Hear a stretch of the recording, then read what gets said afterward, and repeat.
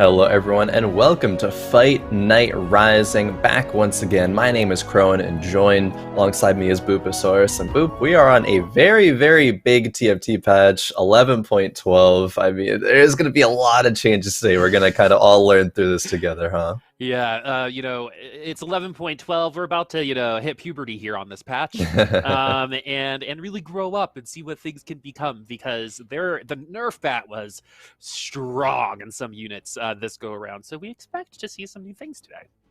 Yeah, we definitely do. A bunch of changes coming through. I mean, we saw so many Monstrosity players last week, but Monstrosity got some few sizable buffs. It was coming, right? Monstrosity got buffed like 3 patches in a row or something, but there's a bunch of other ones. But before we get too much into that, let's go over who we'll be seeing in these lobbies today. We, of course, got Omaestro, and then we have Korn, Javaday, Donaldino, Explicit, ClutchinPenguin, Conmigo Pipo, and Balls in a Basket. And now Omaestro Boop, I mean, you saw... You like the name? Balls in a Basket might be one of the best IGNs I've ever seen in my life. So I tip my hat to you, because it's not like it's friendly. It's just balls in a basket. Yeah, it's just balls in a basket. Sorry, continue. It got me. I mean, wouldn't have expected anything. There's just names sometimes that there's like a few of them that are just like, that's good. That just deserves a laugh, a little chuckle. But mine was Uakar, yeah. Yeah, true. It was that one. Oh man. But anyways, Maestro certainly on a tear, right? I think they have won like 3 weeks in a row now. It's been so. Going for their 4th week, and I mean, got past the 3-week curse. I think I heard you talking about that last week when you were here with Lemon, but Maestro has seemingly circumvented that. It was honestly the best 3rd week performance I feel like I've seen in a while from a player. Right? It's been a while since we had like a 3-week returner in this kind of capacity. Yeah. But yeah, it was honestly domination. The scores actually look closer than I feel like it was, even though it wasn't exceptionally close. Yeah. Omaestro was the best player, I think, in that lobby last week, and I don't think that is up for debate. But what I think we are going to see today are players like Javaday, who I think struggled with the meta a little bit last week, that might be attracted to some of the more spellcasters that we're having now, because I think what happens in TFT is you either get kind of dragged into the spellcasting or the attack damage route, and depending on the patch, you're going to be as successful as your Vel'Koz is going to take you, right? So we'll see where these new invokers are, because Karma got a nice little adjustment, especially with assassins all getting nerfed. Other than Nocturne got a weird adjustment, more of a nerf than anything, but like LeBlanc got nerfed, Hecarim got nerfed. So all of those people who could get into the back line and either kill that Karma really fast or win by attrition just aren't as strong. So we'll see what happens. But the other thing, Khroen, is Draconics didn't really get changed at all, other than Zyra. So I wonder, with all of the changes around it, because they're stable, if we're going to see more of it. Potentially so. I mean, we certainly have a lot of time to, start theory crafting and see what these players are running. First, let's get into, of course, the prizing these players are playing for. We got the rising prize pool of $200 total, 100 of which will go to 1st place, 50 of which will go to 2nd place, and $25 for 3rd and 4th apiece. But per usual, the top 3 will be invited back for next week. And going into this patch, Boop, I mean, talking about the AD versus AP comps, I think a lot of that dynamic is going to depend on how people are kind of interpreting this crit damage change, because that's one of the biggest things actually coming into this. The crits will baseline go from 150% damage to 130%, and that's a sizable amount of damage. And sure, it still will affect AP comps if they do have things like Jeweled Gauntlets or assassins when they are critting with their abilities. But still, just AD comps generally rely on crits more. So maybe we'll see less slams on the IE like we were seeing pretty much every single time last week, just because of this nerf. Yeah, the IE and Jewel Gauntlet definitely affected by a lot of this crit stuff. And just to kind of put it into perspective as a little bit of a math equation, on a Jewel Gauntlet crit, right, you're going to get a spell cast, right? And that's what's going to happen. And if you're Vel'Koz or something, the AoE might matter, and you might lose damage over time with that 20%, but it's very different than when you depend on auto attacks and you're losing a flat 20% every single time you auto attack, right? Yep. The Jewel Gauntlet, I think, compensates a little bit better for this nerf than the Infinity Edge does, for sure. But I guarantee that we're probably just going to see some Bloodthirster Giant Slayer builds if we do go ED, because IE definitely isn't as strong. But we've also seen in the past that when things get nerfed, sometimes players just run away from it, and there's one person who gets up all of those units and gets up all of those components and shows that it's still pretty strong. So we'll see what happens, but I think we are going to see an advent of some spellcasters, definitely more so than we saw last patch.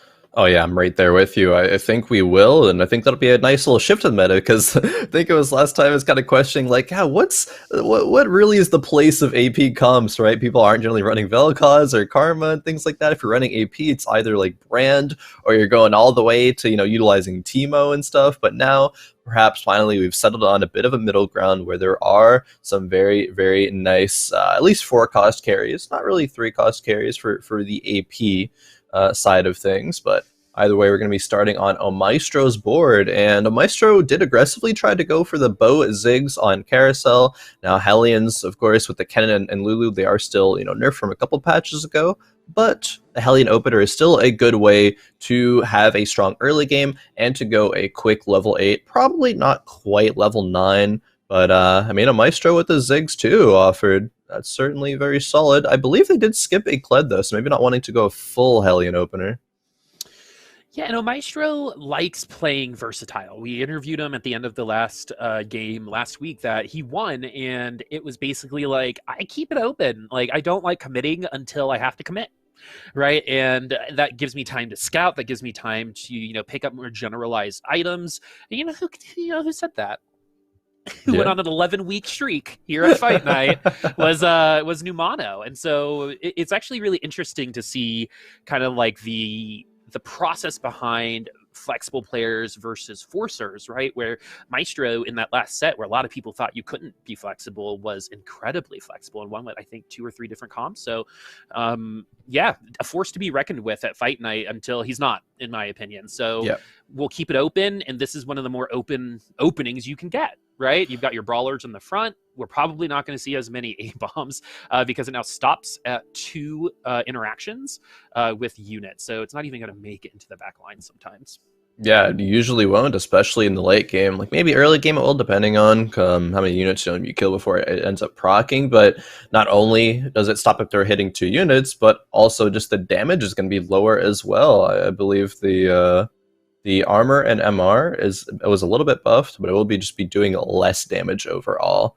And not make it into the back line. And that's huge, right? Because a lot of Monstrosity's value was getting into the back line and taking out the carries and not getting stuck on frontline units. So Maestro does have an opener for some potential abominations, but even if we do see it, there's not going to be quite as oppressive, and there's definitely not going to be as many players going for that route.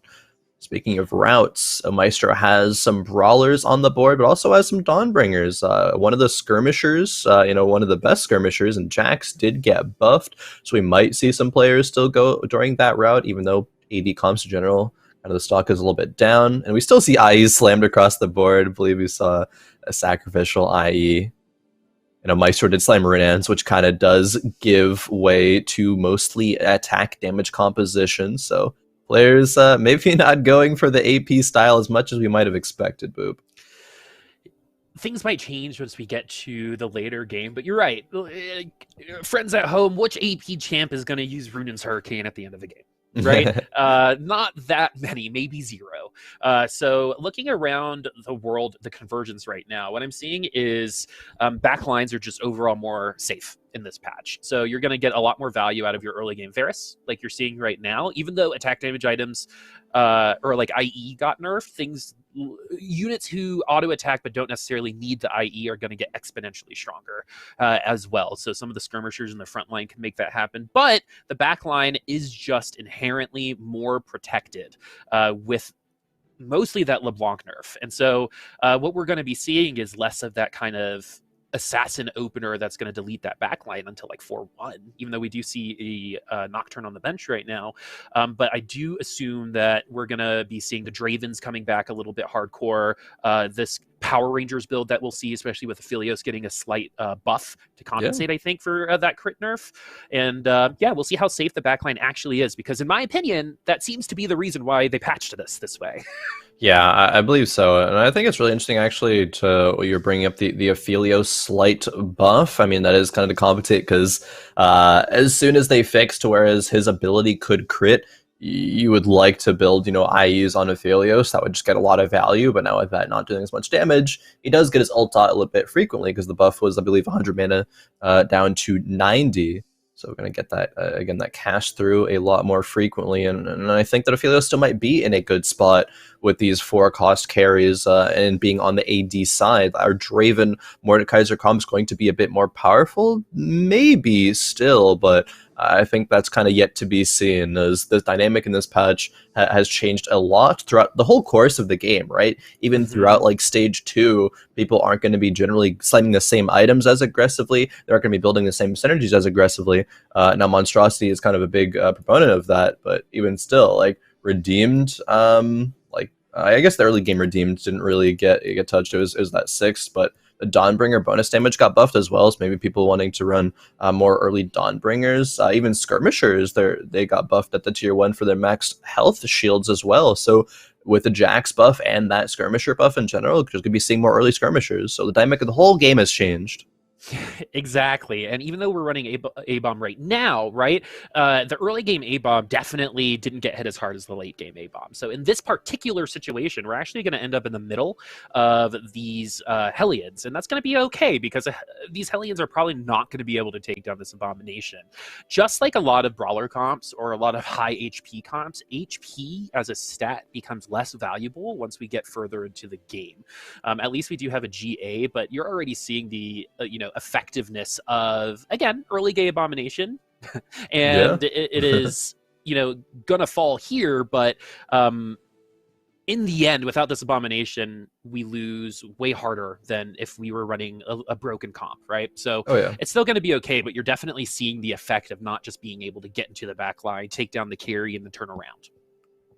Yeah, I mean, that's just a little bit of just A-bomb nerfs all around coming through. The attack damage as well. I mean, if the attack damage was a bit higher, I would have been able to take out those Hellions a bit faster, but was not able to do so. Conmigo as well, I believe, didn't get to reposition their whole comp as they were liking to. Kind of saw a moment of like, dang, like as they went into the round. So perhaps just a bit of a misplay there, but their synergies on the board are pretty good. They had the Spellweaver and the Brawler and the A-Bomb. Now taking the Spellweaver in favor of just more frontline, more tankiness. That's going to allow Brand to get more casts off, Callista to get her damage off, and you see Khroen on the other side of the board having a Brand already with a Jeweled Gauntlet in a tier, so perhaps we'll still see some Brand reroll compositions. I'm really curious as to the power level of that composition, especially given the pretty sizable Hecarim nerf. Is nerfed over kind of a lot of factors. His healing was nerfed. I believe the damage on his ultimate was nerfed. Almost 50%. Like, it was 50% of the damage getting nerfed. Like, it wasn't just like, oh, we're taking 20% from the crit. No, we're taking almost half of your damage away from your ultimate, which then equals less lifesteal, right? And so it is absolutely brutal what's happened to that Hecarim. But what we're seeing right now is really interesting, because this is exactly how last patch would have started. No matter what, right? We've seen 4 people run this exact comp in a lobby before. So when we move forward, my question is, are we going to kind of invest in some of these other units that appear in this comp? Are we going to maybe put more health on the Nunu? Are we going to compensate for our lack of backline access by splashing a couple backliners into this comp, right? So we might see the same kind of package here with the Brand, which needs to get to level 2 here quick, or else 97 HP is just going to be a distant memory. But the overarching theme is we can run the same thing, but by the end of the game, there needs to be some differences, because this comp is not as strong, right? It might still be as strong in the early game, but once we hit 4-1, 4-2, it's gonna lose a lot if we kind of keep the same package. Yeah, it's definitely a lot more powerful right now with the addition of the 4 brawlers. Conmigo did find the Gragas, but no item slams. They're being generally flexible. Like, this can still pivot into a lot of different things. I think we've seen some pivots in the past from this to Rangers. Perhaps you could even think about going skirmishers. Just the items are really flexible right now, and that's the big thing. A GA can go on several different units. A Sunfire can, as well as just a random tanky item, and it's going to allow Conmigo to not only save HP in the early game, but also kind of be aggressive and dealing a lot of damage to players. Like, balls in a basket here. A 4-unit loss isn't nothing. That's 10 HP already in just stage 3 that you're losing there. And these players with the lobby being accelerated perhaps might have to start worrying about rolling down a bit earlier. It depends on if more players than Conmigo did go level 6 and quite see how many players did, but of course now it being 3-2, we have so many players leveling up to 6 and trying to stabilize. That is the normal level 6 time, friends at home. So if you're not level 6 yet by 3-2, it's kind of a good idea to make it there. And if you don't have enough money to be level 6 by 3-2, I hope to God you're playing a reroll comp. Because then you are in deep doo-doo. And being in deep doo-doo is bad. And so... equals bad, and it's so hard to come back from that, honestly, because you lose that money and then it's hard to gain it back because you're losing so much HP. It puts you so far behind if you don't roll into those kind of like tier 3 Hellions or something, right? Or if you're doing like reroll skirmishers with the cannon, there's ways to kind of compensate, and there were some like level 6 comps that lasted a very long time in the last patch, and I think there should be. But looking at what we are seeing right now, we've got that Hellion package from Korn, and then we have Javaday right now with our kind of first AP comp. This one's going to be the Syndra with the Jeweled Gauntlet and a little bit of dodge as well. Man, Thresh is so good. Got a little bit of an attack damage buff as well. Not as big as Nautilus is, but almost, actually. I know. Here's a funny fact, friends. Nautilus has 5 less base AD than Riven. That's it. Yeah, Riven has got 85 base AD. Nautilus has got 80. So if someone sends me an attack speed Nautilus build that wins, there might be a little legend egg in your future. Oh boy, Boop with the bribes. Really trying to see those unorthodox comps work out. And actually, Thresh's buff was like a larger number. Nautilus's AD was buffed 15 from 65 to 80, but Thresh's was buffed 55 to 75, a full 20. It's still not going to be as much damage as Nautilus, of course, but these Knights are certainly packing more of a punch in the mid game, and that's actually not negligible, right? Like this damage coming through, especially at like stage number 3, if you are running those Knights, like that's going to add up and actually be impactful. A la Brawlers from last set, if you remember, exactly, right, when they got extra AD when you locked in those Brawlers. So yeah, I mean, and because KO is in a little bit of a spot too, they kind of just moved some of that damage forward in line, right, and separated it. So instead of it all coming from Kale, you're going to get a little bit of it from your initial Thresh auto attacks. Nautilus would probably take down an early game unit at this point with an ult, and so yeah, we have some more early game preparation for a Night Scale comp or a beefier comp later on. Yeah, definitely. We see a few people perhaps going the AP route. I believe Javaday and Korn both had like jeweled gauntlets, so maybe looking for Vel'Kozes. I mean, there was a blue buff in that last board that Javaday did fight. Now moving into the stage 3 carousel, there's no players that are like super low. Sometimes in the worst case scenario, we will see players that are like 40 or so HP if they feel lost every single round. But it's pretty similar in HPs for a lot of the players. There is a kind of a bit of a gap, I suppose, between the top 3 and the bottom 5. Top 3 being all 90 HP or above. Explicit being the only player on a on fire win streak at the moment. Curious as to what they're running. We'll check it out a bit later, but for now we rest on Korn, the lowest HP in the lobby, already with 4 slammed items and a belt from Carousel. Goes in Leona for now. This is shaping up to be a solid composition as long as we can actually just get online. Now from this spot it could be a Vel'Koz, it could even be a Kale if we end up finding one, especially with the RFC and the Shadow Hand of Justice. Maybe not the Jeweled Gauntlet, but that can go elsewhere. once you fully ascend, it'll work. Yeah, I guess so. We'll see if that happens, because you have to do 10 auto attacks now to become invincible in that form, and so there's a lot more space to attack Kale. Because you know how many times you see your Nocturne just shooting a shield or like blending a shield and doesn't do anything, then all of a sudden Kale ascends and it wins, right? So again, you've moved some of that damage forward, you've taken some of the survivability out. So what is next for Kale? It's probably going to be in a situation like this or part of a more Legionnaire style comp. But the other thing that we're seeing too is we saw a fully stacked Vayne got buffed at tier 2. We're seeing a redemption on people. Both versions got buffed, and so we are seeing some adjustments, but they're not as kind of game defining as I thought they were going to be. Like we do see in some patches, we're still maintaining some artifacts of the last patch and the last kinds of play style for sure right now, like particularly on the board we're seeing just then. Yeah, definitely. I'm curious to see where this fully itemized Vayne does end up. I mean, she was buffed. There is still some weight to that jeweled gauntlet, Runan's Vayne. So seeing it in the later stage versus these kitted out tier 4 or 4 cost carries, curious to see how that really stacks up. We'll find out a bit later. For now, we're still on board with Khroen, who is losing rounds, but trying to, with this brand, of course, take out as many units as possible. Looks like they're going to fall to about 4 here, however. So the lose streak continues. HP losses will continue as well. Can Brand kill another unit? Okay, does kill 1, maybe 2 more. The Gragas? Oh, no, Gragas and Warwick just on sub, 200 HP, both of them. Gragas sub 50. Oh. That hurt. Explicit.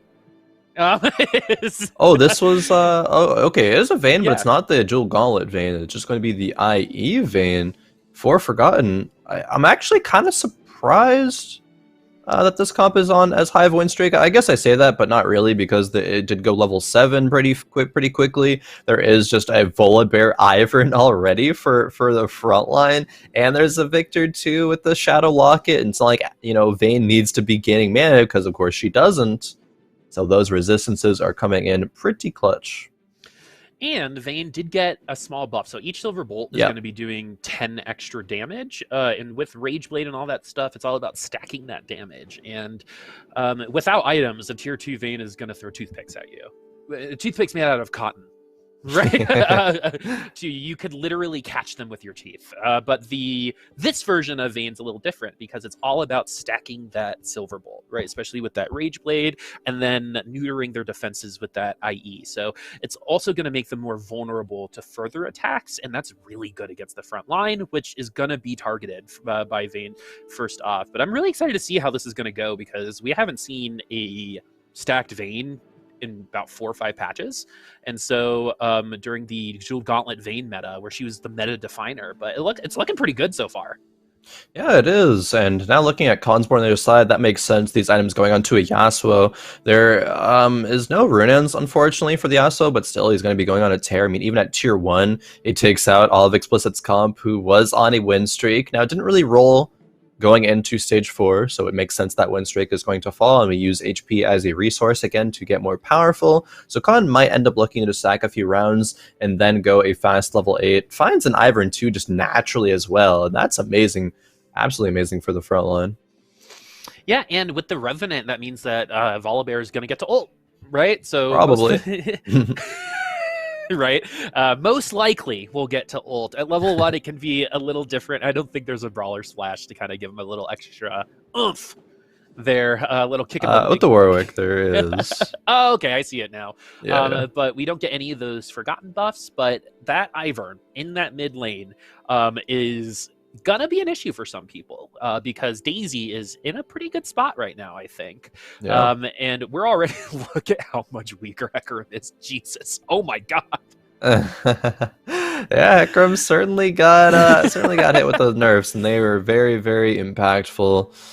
Oh, this fight actually was almost looking like it was going to go over to the side of Omaestro. Omaestro only had the Vayne 1, and it was kind of that reroll Vayne build with the Runan's Jeweled Gauntlet, Zeke's Bleak Herald, but yeah, Vayne 1, even though it did get buffed, not maybe as strong as Omaestro needs to stabilize at this point. Now he's going to be dropping to 50 HP, falls in a basket down there with 40. Explicit is probably going to level up, I would assume, next round.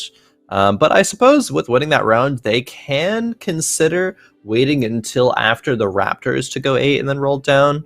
But these units that perhaps they want to transition into, like the Aphelioses, are going to be taken by other, prospect Ranger players. And we see one already, but could be a couple soon. Yeah, the Power Rangers comp is one of the later comps to come online. It just takes a while to get the units and to get there, but now is when you're going to start seeing those happen. And now it's actually really interesting to see what they're going to do with these items on the Vayne. Are we going to continue killing ourselves with this IE? Because that keeps happening, and it's really funny because if Vayne stays alive longer, we actually win harder on a lot of these rounds. But are we just going to move those over to Aphelios? Are we going to wait for Kindred? Right? Like, how long are the items going to be on Vayne for? Yeah, I mean, I'm pretty sure it's just until we decide to go 8 and then find the Aphelios pivot. That's what it's looking like at this point. Explicit still just train winning rounds as well, actually, without rolling on 7 at all, just finding some really fortunate matchups and, bellying them accordingly. Explicit does have a floating Shadow Sword and floating regular sword in mind, so we could go for something like a Zeke's, probably not a Skirm Spat. Forgotten Spat, perhaps, is something to consider, but not really if we're just transitioning into the Power Ranger composition. We'll go for the Spat, however, so the option is still open. It was on a 5 cost as well, so that's not too shabby to get online. Whew. Oh, it's giving me motion sickness. I'm sorry. Yeah, the quick flipping. I don't understand how people's eyes work that quickly, because I see you guys scout these things, and by the time I'm like, they have you guys are on like the 3rd board. You guys are so good at skimming information. It's really, really impressive. I find that that's a really big difference between like Diamond and Masters, right? Yeah. Is just like how much information you can get versus someone else at the same amount of time. Right. Mm-hmm. And how much you're going to be able to retain, because, man, one of the coolest things about this game, I bring this up every time, but one of the coolest things about this game is everyone has the same information to work with. Yep. Right. It's up to you to decide how you want to use that information. And that's a cool little bit of strategy that I don't really feel like appears in a lot of other games. But here in TFT, it's a really, really big deal. And so when we come into these kind of new metas and stuff, we do expect some exploration, and you're already seeing these abominations. They're tissue paper now, and they didn't even make it that far, and Daisy is a little strong, but the overarching theme here is that these, I think, changes that we're going to see from the patch are going to start appearing right here and right now, exactly as we pick up a Draven, because that's another option for those Vayne items. Yeah, I mean, especially with the Forgotten Spat being slammed, it looks like it very much so wants to be a Draven pivot over the Aphelios. Aphelios, I think, was just there as kind of an option of what if I randomly enroll in Aphelios too, then sure we can go that route. But Explicit did sell the Ash pair, sold the Mordekaiser though, however, and I mean, that's a little strange given the fact that if we do want to go Draven, which it looks like we're committing to it, Explicit sold the Aphelios to make Econ on this round, and doesn't even have to roll after they leveled to 8 on stage 4 and is still win streaking as well. So Explicit's actually in such a good spot to win this lobby, assuming that once they do roll down after stage 5 comes around, then they'll actually hit their Draven too. If that happens, really, really primed to be in an amazing spot. But Donald on their side, going some Assassins, has 3-item Katarina, and that's going to be same power level for now, but it will be a bit weaker once it gets to that tier 3. And that's what the direction Donald is going, because they do have 2 Katarina 2s on the board currently. Okay, 6 Forgotten. Every time we saw this in kind of the previous patch, it was in 4th place.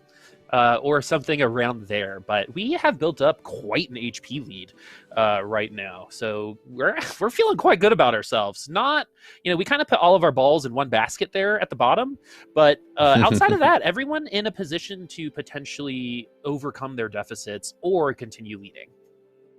Yeah, potentially so. We're gonna get that game back with you all in just a moment. Just having a couple of technical things, but I mean, yeah, balls in the basket down at 4 HP already, a bit worrying. Have to see. Curious if they are going to be able to survive. And we're back with Khan's perspective. Khan is the reroll Yasuo player. Not really finding too many Yasuos. You are on 5 at this point. do have the Trundle as well. So as soon as we find Diana, can put in that for Dragon Slayer, I believe. Finding a lot of Lee Sins as well and Lulus, but okay, here's Diana. So we get to pivot in. We can sell the Lulu for the Trundle. And yeah, all right, the comp is online. Just need to find the tier 3s. Easier said than done. True. Man, I have had such a hard time with then and than recently. Even when I say it, I'm like, is that right? And so I don't know. That's like my grammar, like Achilles heel is then and then. But this Yasuo is actually really interesting because if you look at the patch notes, he's not in there. One of the we saw this comp last weekend win 2 out of 4 lobbies, right? Yeah. And as of right now, not really doing too hot at the bottom of the leaderboard. Yasuo 3 would definitely be better off. We had the Jewel Gauntlet and the RFC just to make sure that we are getting all of those hits appropriately as we move our items over to the Lee Sin. So we actually sell a Mordekaiser, move our items over to the Lee Sin. This kind of looks like desperation. So let's see if that will ring true. We do get our second Yasuo 2, just 3 more to go. But again, just 3 more is easier said than done. Only 2 more Lee Sins though. So maybe that item difference is going to be a big difference. Yeah, Donald finds the Nocturne 3 as well, which is fantastic. That'll also make it easier for Khan to hit the Yasuos, just more other 3 costs being out of the pool. Diana's going to be jumping into the middle of the clump, but will she be able to get her ultimate off? That's the question. It is going up against Nephilios too. And, okay, looks like she will actually. And then with the Yasuo, just takes it out.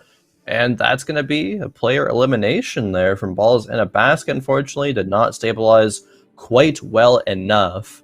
But going back to Khan's board, it did look like a little bit of desperation. I think it's kind of strange to move the items away from Mordekaiser. Mordekaiser having a Bramble, being tier 2, having Redemption as well would be fantastic. But it's like we're anticipating the Lee Sin 3, but we don't have enough gold. We're rolling down all our gold every turn. It's not like we can actually hit these units right now, so it probably would have been a bit better to keep on making a econ and then just roll it down when we are just 1 life remaining, because we're probably not 1 life remaining right now. We're definitely going to be 2.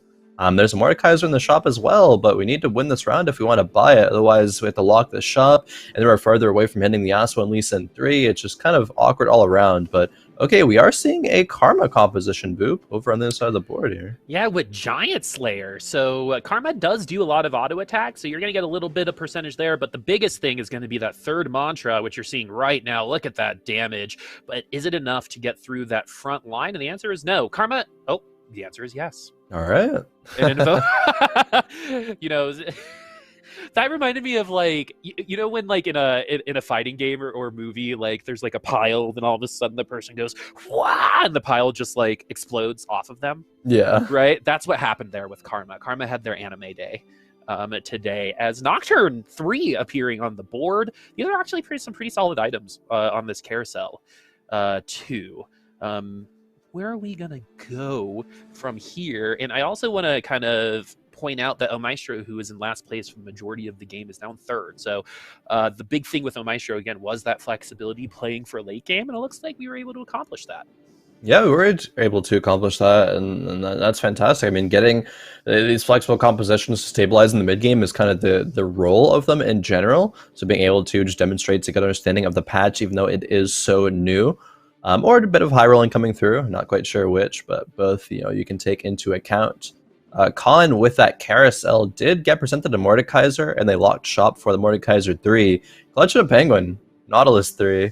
I mean, that's doing a lot of damage, actually, after the buffs, right? The Nautilus Anchor will be doing 750 base damage at tier 3. So some actual solid damage there. But the Nocturne jumps into the clump of Explicit. Explicit went fast level 9, in fact. So we'll probably be losing this round. But still, I mean, they have... Oh, looks like it's a loaded dice, actually, on the carousel, or on the item bench, excuse me. And that comes through with these armory changes. You can get things like item movers, loaded dice, full spatula items from, rounds 4-2 and 5-2 and things like that. Yeah, I'm stoked for item remover. But the rest of this game, the rest of this game is starting to take form. We've got Rise 2 at the top. I'm actually a little surprised we're not seeing a Knight like Mystics experiment, especially with 2 of your early game Knights getting substantial attack damage buffs. So, and we know how good that was early game with Brawlers back in the day. So, definitely, I think something to look at. And the lobby is really close right now. It was Khroen was eliminated in that last round, but 10, 12, 32, 35, 45. This is still anyone's game, and you can assume that the 10 and 12 HP comps are probably not the weakest comps right now, as the one that we're looking at currently, which is Omaestro's, doesn't have any tier 3 units. No tier 3s, and neither does Explicit's comp either, but it is going to be the level 9 board with still, I mean, a Vayne carry. There's no Draven 2 coming through quite yet. Probably rolled down in hopes of finding it, but didn't, and that's probably the greed of wanting to go 9. Now they're going to start chaining some losses. They do lose against the other Vayne board.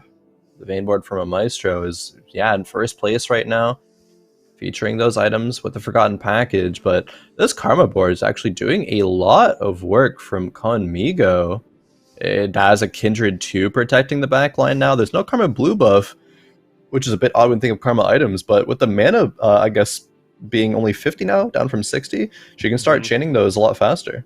Yeah, they kind of wanted her to go along with like the single auto attack ult situation with invokers, and so they She's were mana able locked for longer too, so that makes sense. Yeah, they're able to do just that now. Trap Claw, it's okay in the late game. NECC is really good, especially if you're able to kind of like cheekily get an Ash arrow in the face or something like that and stun someone from the back line. But we also have an item remover, so if we don't like who we end up having it on, we can just move it across. Same thing with these Vayne items. So these Vayne items, none of these items that you're seeing on any of these units are locked anymore because of that item remover. So if we do stumble into a Draven 2, part of me thinks that we're going to start moving some items around. I mean, I think if we get, I mean, we do have the IE on the Katarina, so if we can, you know, put another 6 Forgotten in, and then Zeke's Bleak and Runeens, that would be solid, but still, just with these very specific items on the Vayne, it makes me think that Omaestro wants to just commit to this for the whole time. They're just trying to think about going 9 right now, probably, with saving all of this gold. There's not really many other upgrades to find outside of, like, the Ash. But let's see how it stacks up against the Karma and the Kindred 2 board. Can the Vayne actually tear through all that damage? The Teemo Shrooms hit the Vayne, and that's attack speed reduction and allows time for Karma to get damage into the backline. This Karma board, we're seeing Karma do a lot. We're seeing Karma actually feel like a real 4-cost carry. Oh man, where are those life totals coming from? Jesus, like that Karma is destroying these boards. My God. So I think honestly the only way to get to her at this point is an assassin build that just got nerfed. So at least we do have a Nocturne 3. That seems to be the best way to potentially knock this Karma comp out. So the rest of the lobby might be waiting for the Nocturne comp to kind of knock them out, because almost everybody is at single elimination right now. Yeah, Maestro might be safe from that, but Donald and Conmigo are on a bit of a streak. Explicit has fallen very, very heavily from their dominant first place position now. I mean, they have gotten top 4 as Javaday did go out in 5th, but we're seeing the Karma board yet again, Conmigo versus Omaestro, and it might go a pretty similar way as last round, but we'll see if the Teemo Shrooms hit the backline, and they do once again. I mean, the front line's still available, the Vayne's still alive. Could go the other way this round. Yeah, it looks and like it may. Isn't killing itself with every auto attack with an IE, and this is really going to see how this nerf on Hecarim does apply, and it really is. I mean, that Hecarim would finish with full health in a previous life. Yeah. But now it's still gonna be good against that Karma. I mean, it was itemized against it, so we're feeling pretty okay about that. As Explicit actually gets knocked out, so we have a top 3 Omaestro who bottomed out in the early game. Right, that just goes to show that the early game can just be prep for you, right? Because look at where he is now. Yeah, I mean, stuck on Vayne 1 for so long, it's probably that was the reason why. We're down to our top 3. Could even be a game-ending situation right now. Conmigo cornering all the units against the Assassins, and that's fantastic, but the units are still going to walk up a little bit. And as soon as Nocturne gets to his rise, we'll turn the attention probably to... Oh no, the Diana pull actually puts other units in there. Tarek doesn't get ult off, however, so it looks like the Assassins are the answer, Boop, all along to the Karma build.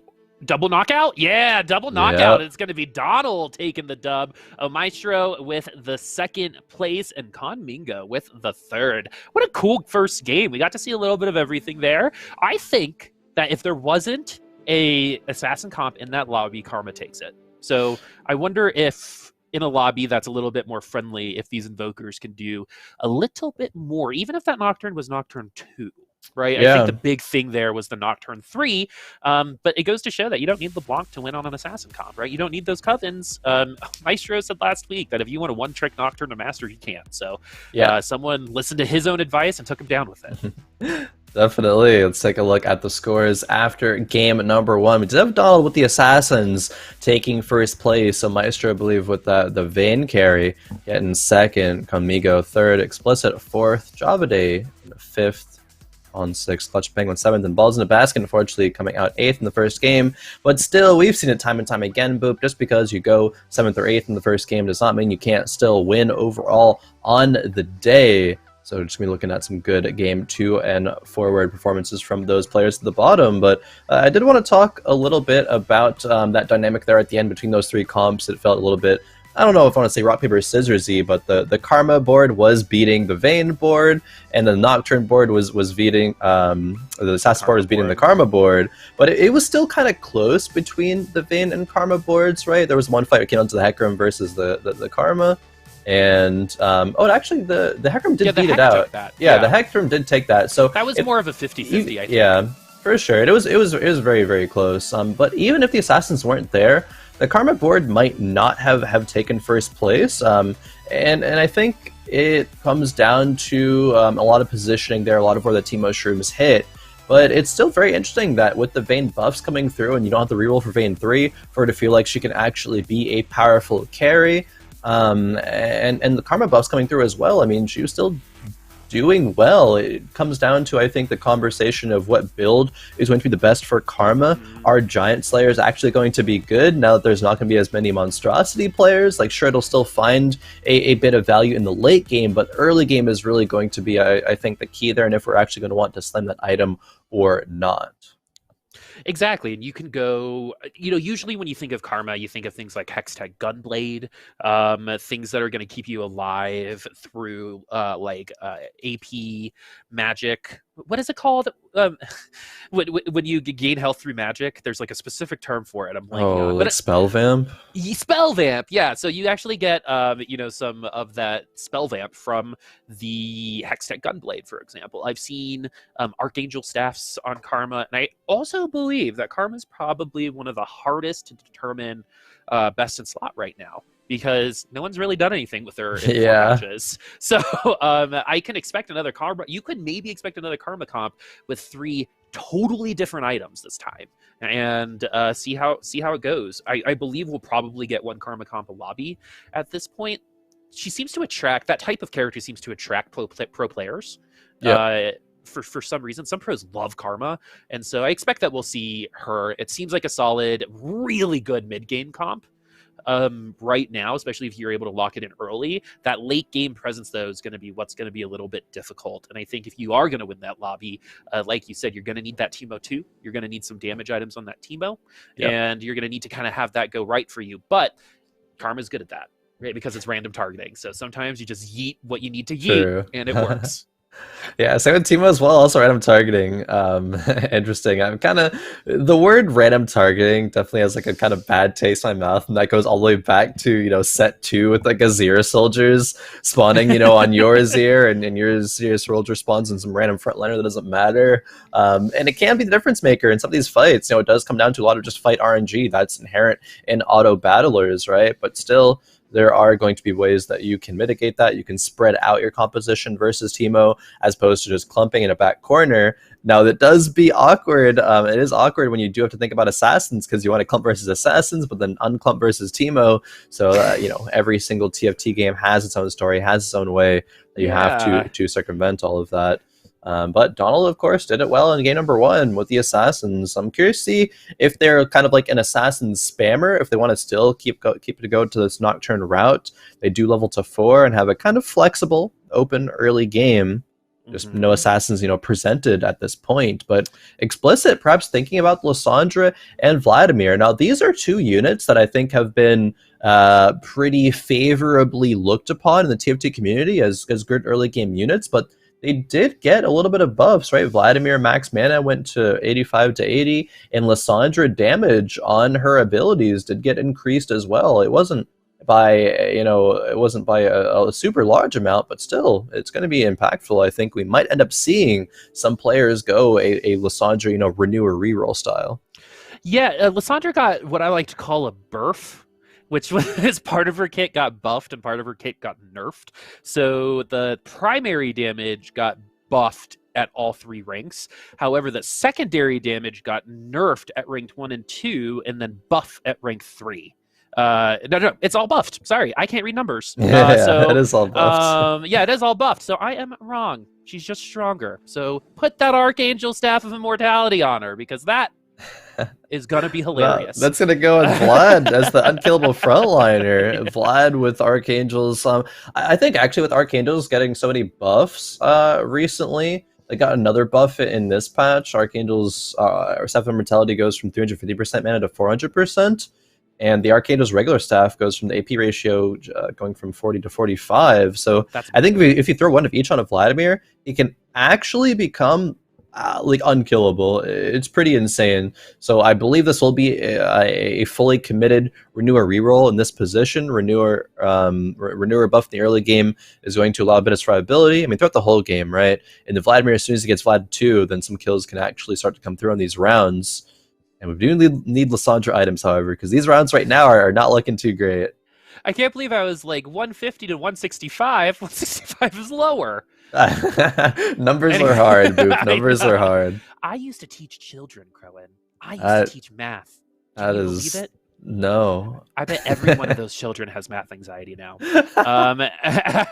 Just like I do. And so we're at round 2-3, and look at what this armory kind of provided for Con right now, which was a reroller and a remover. So the red one that you see there will change the items, and the wrench that you see there will just remove them. And so this is really good for actually this kind of situation where you have 2 of the same item, for example, that you might not necessarily need if you're not going for an invoker comp or something like that. And so you usually just reroll a component.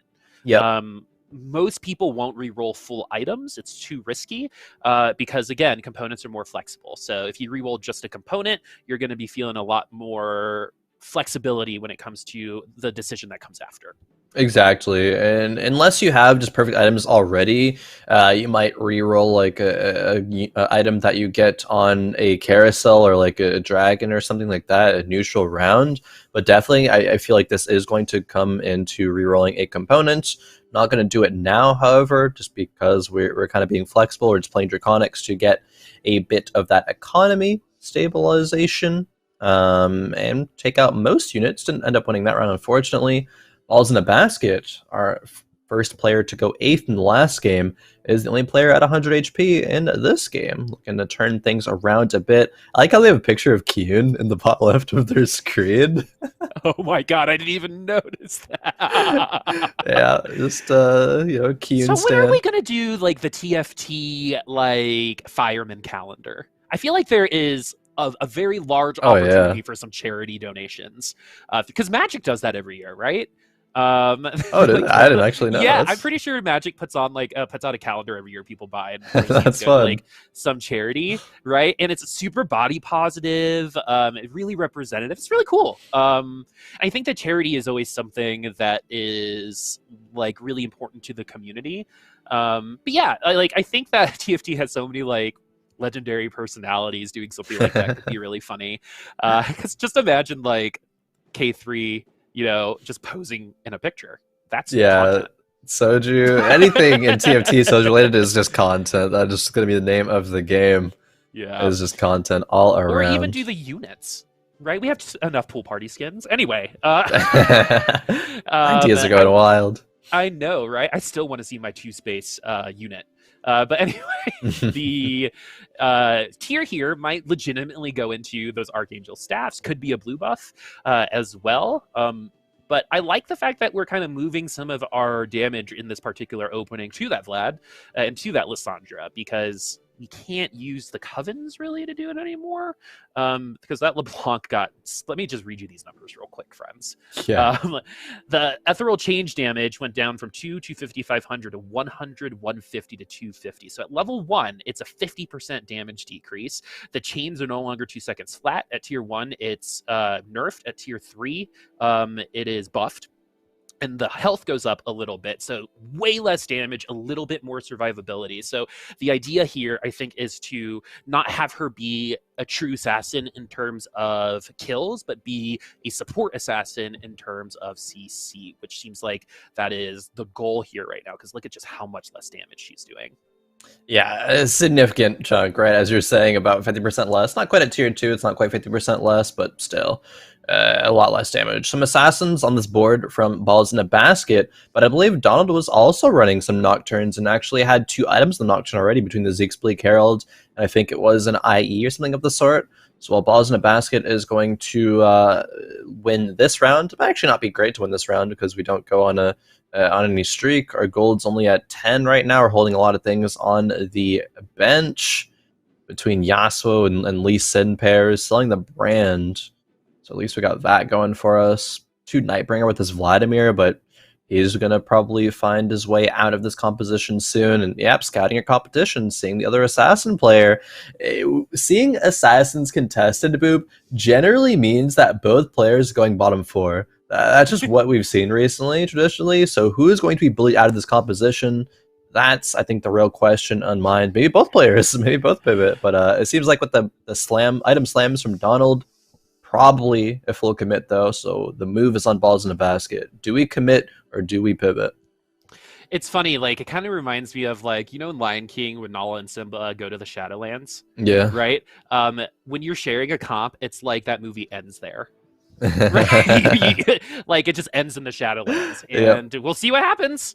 Right? You might have survived to come out on top, or you might have been taken over by the Shadowlands. We won't know until the end of the game. When it comes to the mech, I think is the best example of kind of like holding hands into oblivion, right? Just casually walking into your doom. As this is a little bit of a confusing item slam here. Not confusing in terms of bad, but are we going to keep that cloak for something else? Yeah, we keep the cloak to be to be pretty open and flexible, or to slam good Nocturne items, because Renounce is still good for the Nocturne. Not maybe good enough to win this round. There is going to be the BT Rageblade Aphelios from Omaestro. That's on level 5, right, already? So having that direction is going to be huge for Omaestro's stabilization in this game. Yep, those I think are guaranteed BIS for Aphelios. BIS, again, is best in slot if y'all at home are letter challenged as I am. There's so many acronyms and so many fields. It's just like you just have to know. And part of it is just that memorization. So yeah, BIS, BIS is that best in slot.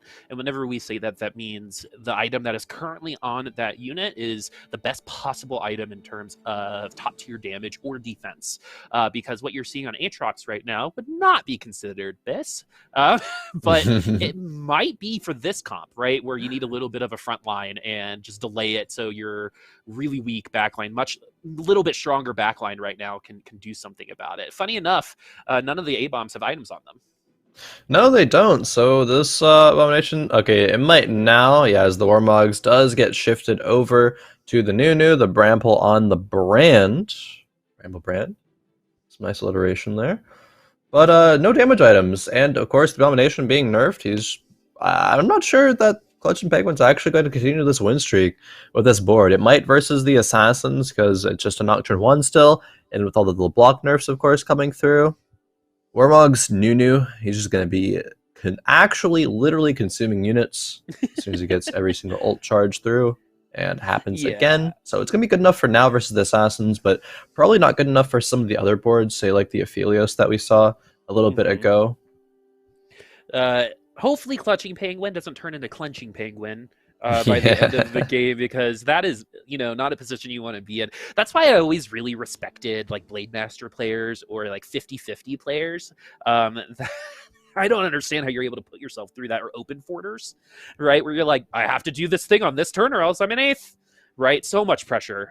But what Clutchin is doing right now is still kind of figuring out direction. We have a good front line. We've got some abominations right now, which is going to give us about at least 2 rounds to 5 rounds of time, and in that time we have to make our decisions of where we're going to go. Are we going to commit because these A-bomb units are probably not going to be contested in the late game, or are you going to start transitioning? Riven 3 got nerfed, but Riven 2 did not, right? So you can still run that Riven 2 with some items.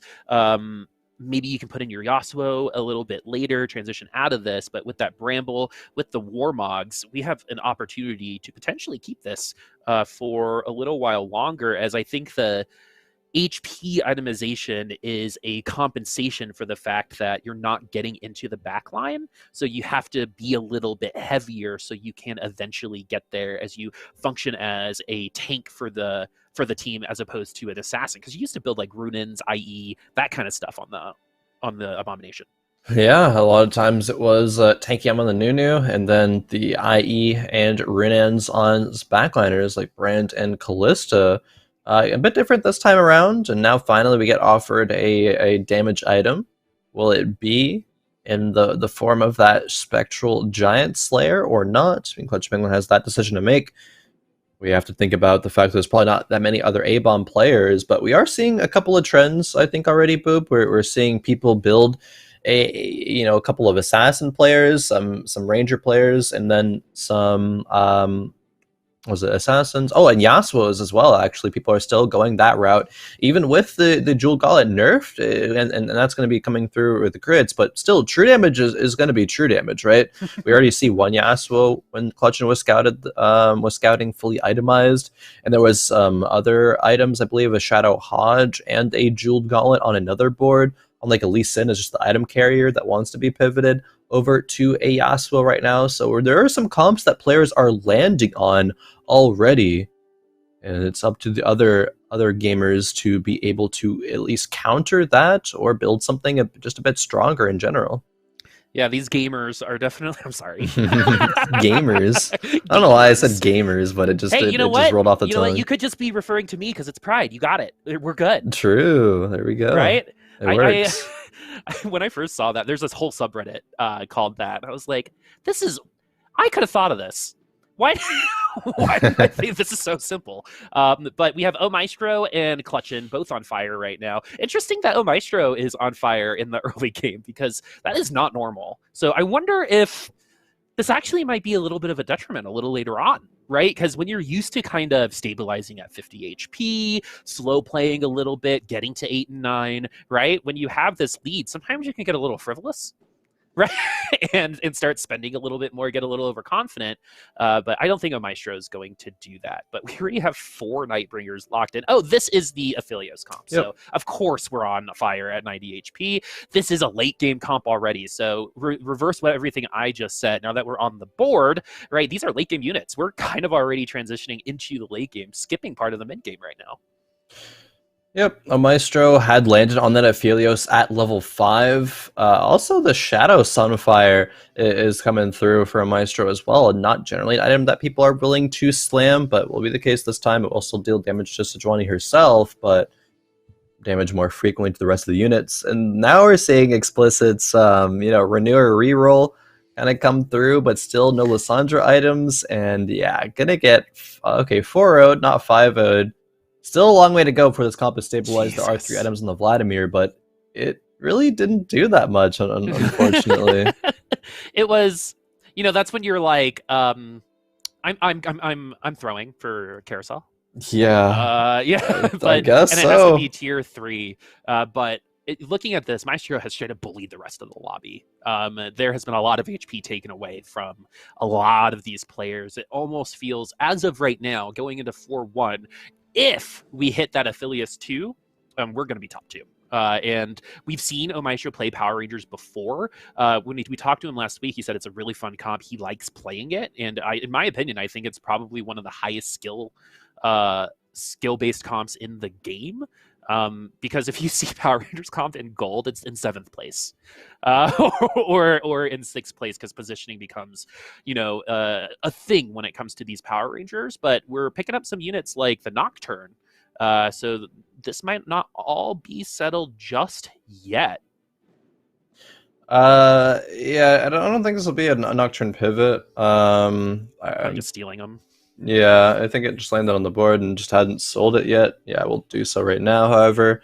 And was kind of, I think, thinking about the idea of going 6 Nightbringers, but we can't really fit it in. We have to either take out a Hecarim 2 or an Ashe, and both of those buffs are going to be pretty essential in this scenario. Omaestro is unwilling to roll below 50 gold, so really wanting to push this economy as far as it can go. Not quite to the just saving everything and going a fast 8, but wants to stabilize on 7 with still being able to go a comfortable 8, and even just Phelios still isn't losing. It's going up against other boards that feature 1-star 1-star carries with the Draven, and it's still winning out. Balls in a Basket is level 6 still, and that's kind of strange, so maybe just a bit fortunate for Maestro to roll that matchup. We got to keep in mind that this Aphelios on the bench does have a Shadow Bow on it, so we could be seeing that turn into something, or another item built already on the Aphelios that's on the board, and we pop the Shadow Bow off later. Maestro thinking about some options. I mean, really thinking it through. Using the help box and everything. Yeah, remember, you all have that information too, right? The other day, I was like, I'm still finding like fine print on some of these ults. Right? Like every ult has like a secondary feature, right? My most recent one is that Sejuani getting 100 armor after the ultimate. And so things like that Sunfire Cape, when you're a Nightbringer, you're gonna be okay putting that on Sejuani, because after that first ult, no one's really gonna be doing physical damage to her. And so you're gonna be able to get a lot of value out of that initial ult from Sejuani. And so now we have the tier 3 Vladimir. And this is the infinitely scaling Vladimir in terms of HP. Let's see how good it actually is. It does seem like we do have the Warmogs to keep us high in health, but it is neutering our actual lifesteal, especially now that we're in overtime. But it looks like it's going to be a close one. Okay, yep, it's Vladimir. It'll be Vladimir. 1v4 at the end of the day ends up with probably the same amount of HP that Brand started with by the end of that round, and we're feeling pretty good about it, as this is like a old school comp from last patch that we're seeing with the Riven and the Legionnaires and the Abominations. Yeah, Clutchin's re-rolling at 7. Can get some more Legionnaires online, perhaps. We don't have the 4 Legionnaire breakpoint through right now, but there's just an extra unit slot, so it's being utilized for a Naked Mordekaiser 1. I think this board does want to pivot out of Abominations, and these Abomination items do want to find their way onto a Mordekaiser, but still, I think this was a good way to bridge the mid-game gap. Even though Abomination was buffed, just being a tank, I think, has done enough work, and I think we're satisfied with that route. Just need to find some more Rivens, find some more Legionnaires, and some Dawnbringers to complement the Riven as well, so she can actually hard carry. Yeah, this Nunu shopping at TJ Maxx, getting value out of a tier 1 Warmog's Nunu. Every round so far has consumed an important unit. So even just that Nunu doing great things. Now that we're seeing Timo with Belt, that's a nice Morello's opportunity right there. I haven't really seen any Karma players, so that might clue someone in to potentially pivot into an Evoker style comp, because you can always use Ivern. Ivern's like one of the greatest anchors in the game. Oh yeah. When it comes to pivoting. So you can use that Ivern to kind of pivot into these Invokers, or if you land on a Karma or something like that, then go Dawnbringers as well. But just like in any other version of TFT, one of the hardest things to do is get out of a comp and pivot into a new one. And there are still some pros who take 2-3 turns to do it versus others that will take a singular turn to get that pivot on. So we'll see what Clutchin is going to do this time around. We're definitely not going to roll that much because we've set ourselves up for level 8. Yep, rolling back down to 50 gold. Gonna make the Rage Blade on the Riven. That's very interesting. Usually we would see like IE come through from the Riven. Shadow Runans, of course, is going to be pretty best in slot for her, but just going to be attacking a lot faster now, not really wanting to rely on crits quite as much. We'll see if that actually ends up working out. We are on 5 Rivens out of 9 total needed. Omaestro is still win streaking at 90 HP, by the way, at the top of the Aphelios board. Oh man, I knew Aphelios would be good, but when you lock it in that early, it has been oppressive so far. 90 HP at 4.5 is good. Very. To say the least, he did lose, but that's okay. We have so much more HP economy than literally anyone else right now that we could lose 2 more times and still be in first place, even if we get wiped. Yeah. So we're still looking for that Aphelios 2, obviously. Maybe we get lucky in a carousel round or a NPC round. Maybe we get a Nikos or an armory where we can load a dice potentially. But that is a Power Ranger comp, and it has been since round 2.5, 3.1. Yep. Very, very early. I think it was around 3.1. Yeah. So it's obviously working out right now. But this is the thing. This is the moment where Maestro gets to show off how good they are. Oh right? my. Because this is where the other comps will catch up. They will. It's inevitable. So how much time are you going to take away from the rest of the lobby? That's what Maestro, I think, needs to really kind of focus on their game with. Continue winning, continue bullying, and win this game quick. Don't let this go to round 7, because if it does, you're probably not going to be in the lead.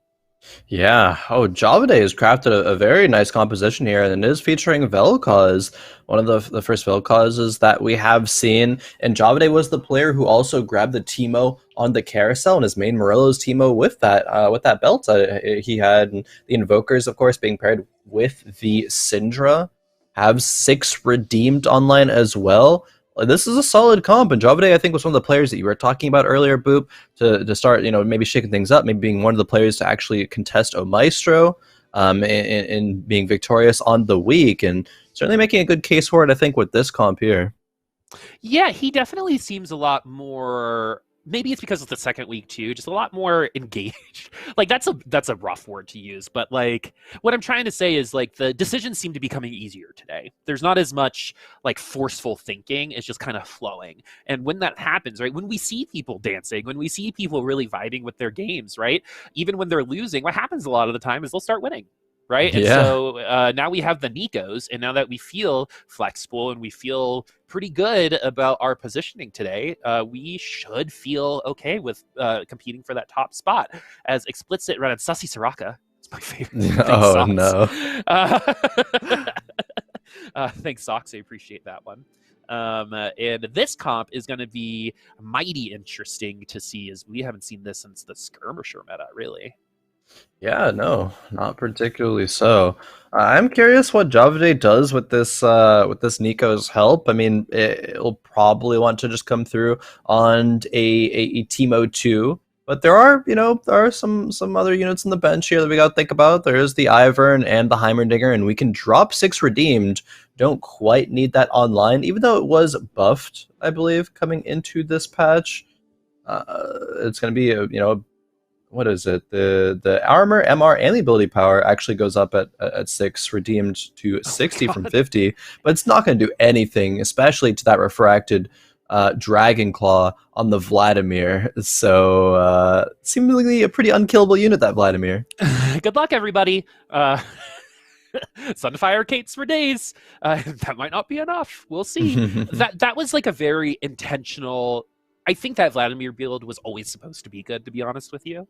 Yeah. That item just synergizes with that particular unit so well. There are a lot of items in this game that synergize with like a singular unit better than others. Like I will always think that Teemos and Volibear are one of the best Morello users in the game, right? Just a lot of AoE, and it's guaranteed, right? And so when we transition into guaranteed damage for this particular team comp, we are going to need a little bit more than that Morello's, because it wasn't enough to break through that Vladimir. Like, it might need to be some percent damage. Maybe this is where the karma with the Giant Slayer would work out. You know what I mean? And so it is just raw HP. So if anyone builds a Giant Slayer, that Vladimir becomes exponentially weaker, but we have to build it first. And no one caught it, I think, in time to kind of preface it a little bit before the game. Or just might not thought it was worth it. I think many people know from seeing that spot that they were going to Vladimir, especially with that very early item slam. But maybe just thinking my comp will end up being able to deal with it anyway at the end of the day. But it's not looking like it's the case. Oh my, just hit if you're Donald. Going to be hitting Nocturne 3 with that roll. Already has, let's say already has a Volibear, but does end up selling it for the Ivern, just a bit more of a consistent front line, I suppose. And it goes up against the same Driven board that we saw last round from Balls in a Basket, but it's level 7, 0 gold, 1 life remaining. Nocturne is getting a lot CC'd though, and Draven is focusing it. Yeah. Oh, turn around, Draven. Okay. He's doing it. Yeah, the Draven's going to do it. And that's the danger with assassins. You just put them in the wrong hex. Yep. It's like, see you later.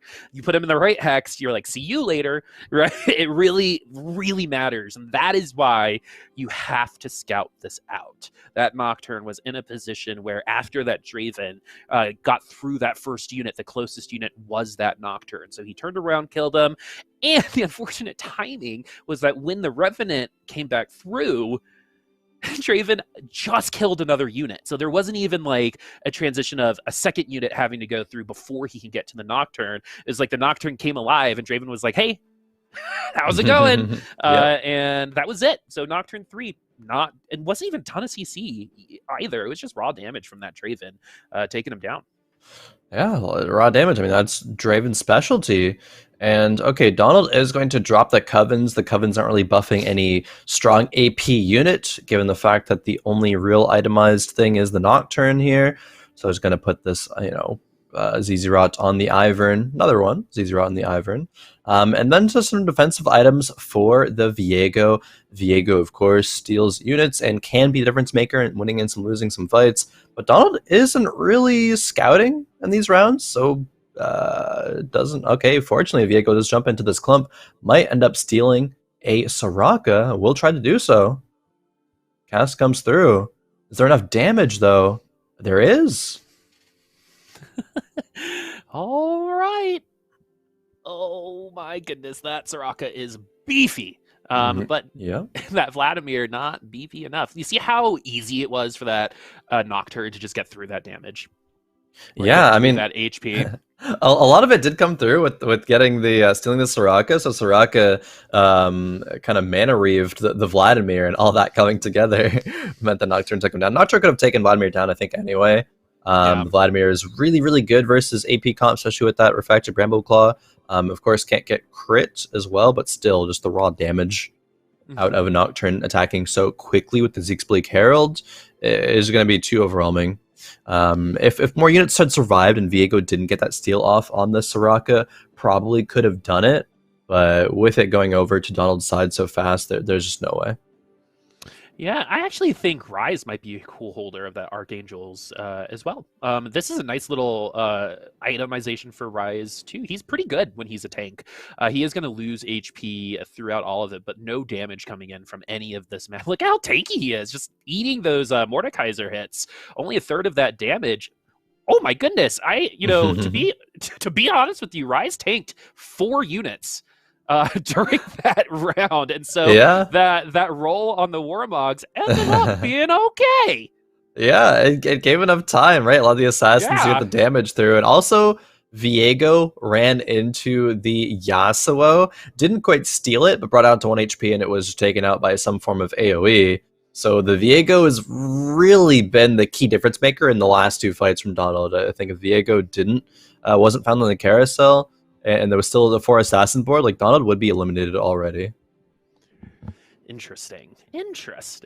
Yeah, you had the combination of the Viego taking down the carry, the Rise distracting the other potential damage dealers, and then once you got the carry, they all turned around and just sandwiched around the Rise.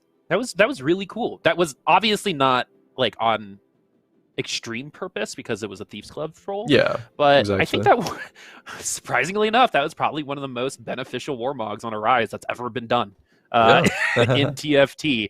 As this board also starting to get pretty strong. How many Yasuos are we? Wait, 2? 2 away. It's looking like 1 away.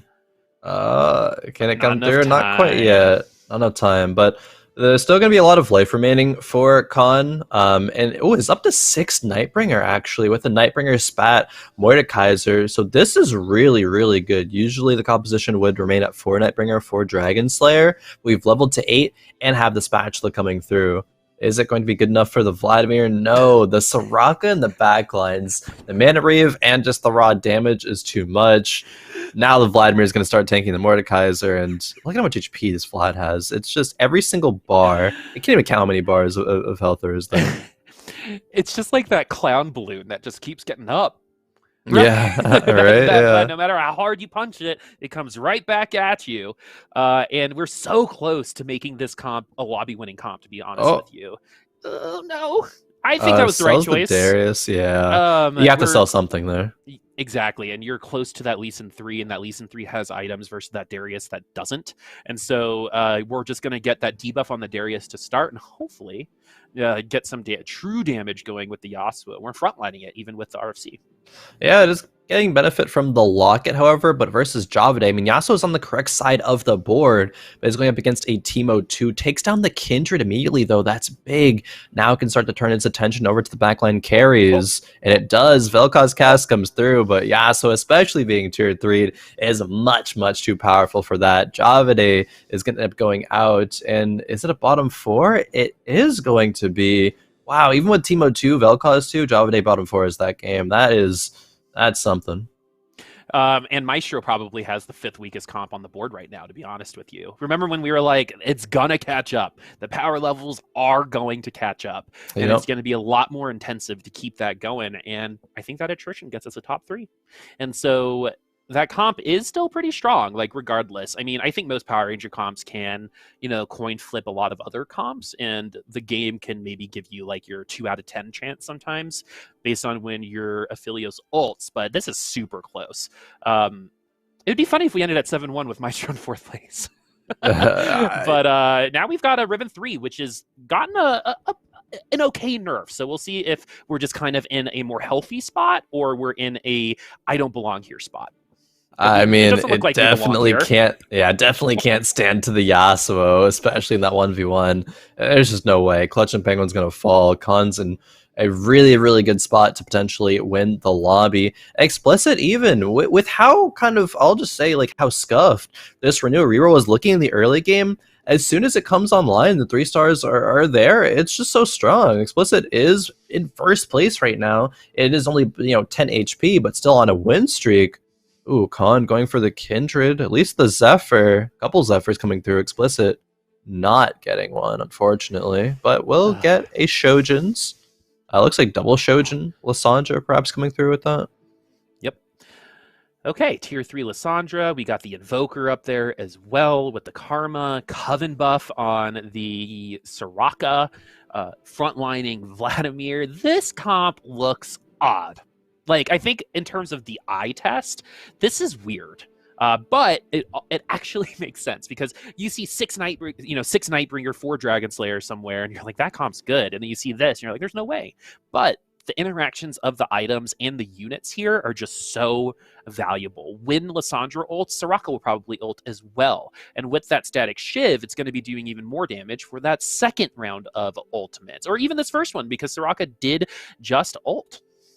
Yeah, the main story is how much can this Yasuo do? And it's going to be taking out the Vladimir, so that's probably just going to be a round win for the Yasuo, and it is a bit close, but Explicit falls. Will it be a double kill? I think it's going to be. Khroen, actually, with the Yasuo 3, ends up on top at game number 2. Yasuo 3, still he good.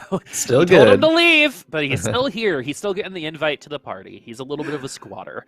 But that Yasuo 3 is exactly what you want against that Vlad comp, right? True damage, doesn't matter how much HP you have, right? You're going to be doing the same amount of damage every single time, even with that refracted Bramble. So really good stuff. I'm shocked that Vladimir made it into the top 2.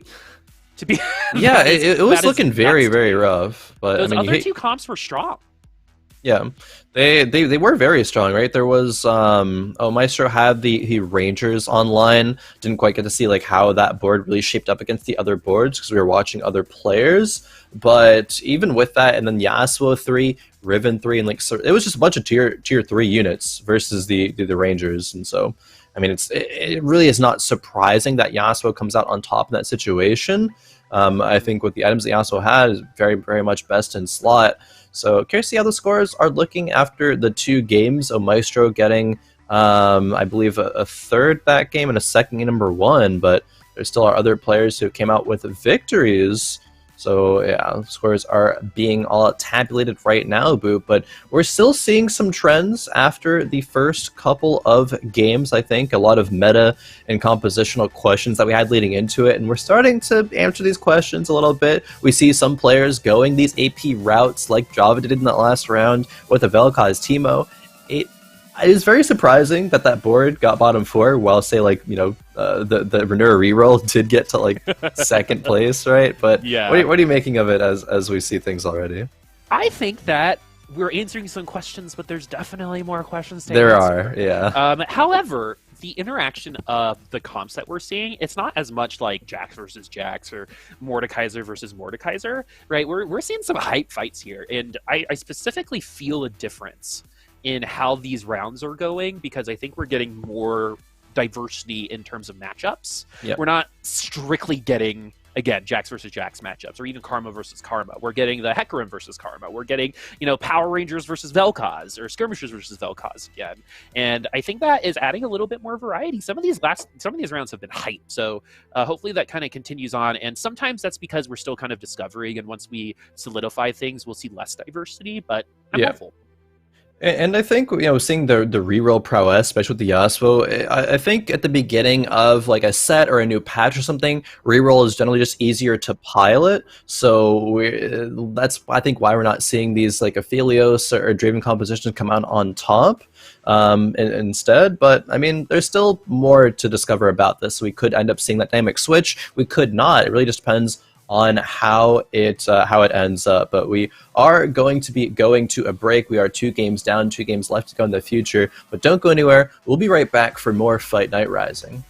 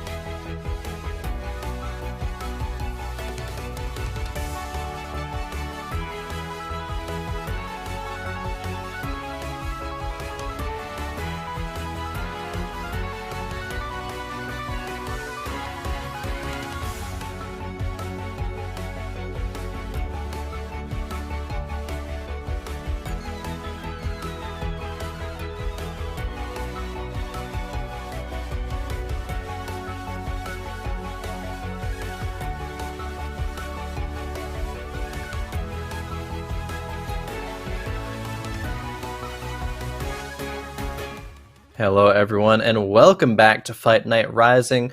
2 games down, but 2 more left to go. And we didn't get a chance to look at the scores. We were fixing up some things on the back end, but hopefully those are going to be ready for us to view here so we can see the story going into these last couple of games. Open they are, and it's going to come through with very, very close on the top 4 end. Omaestro currently in the lead with 15 points. Explicit directly behind. Only 2 players to have top 4 both games. Explicit has 14 points, and Donaldino and Khroen with 13 points apiece. Now, there is still opportunity for the 5th through 7th here to still make some waves. Maybe not for balls in a basket, unfortunately, but from Conmigo, Javaday, and ClutchinPenguin, 8 points is still within, victory's reach.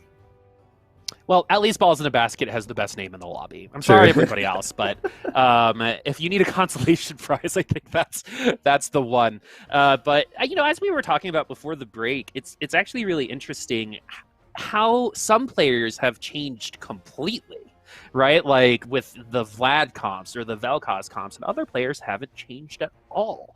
I believe Comingo has started Abominations twice in a row now.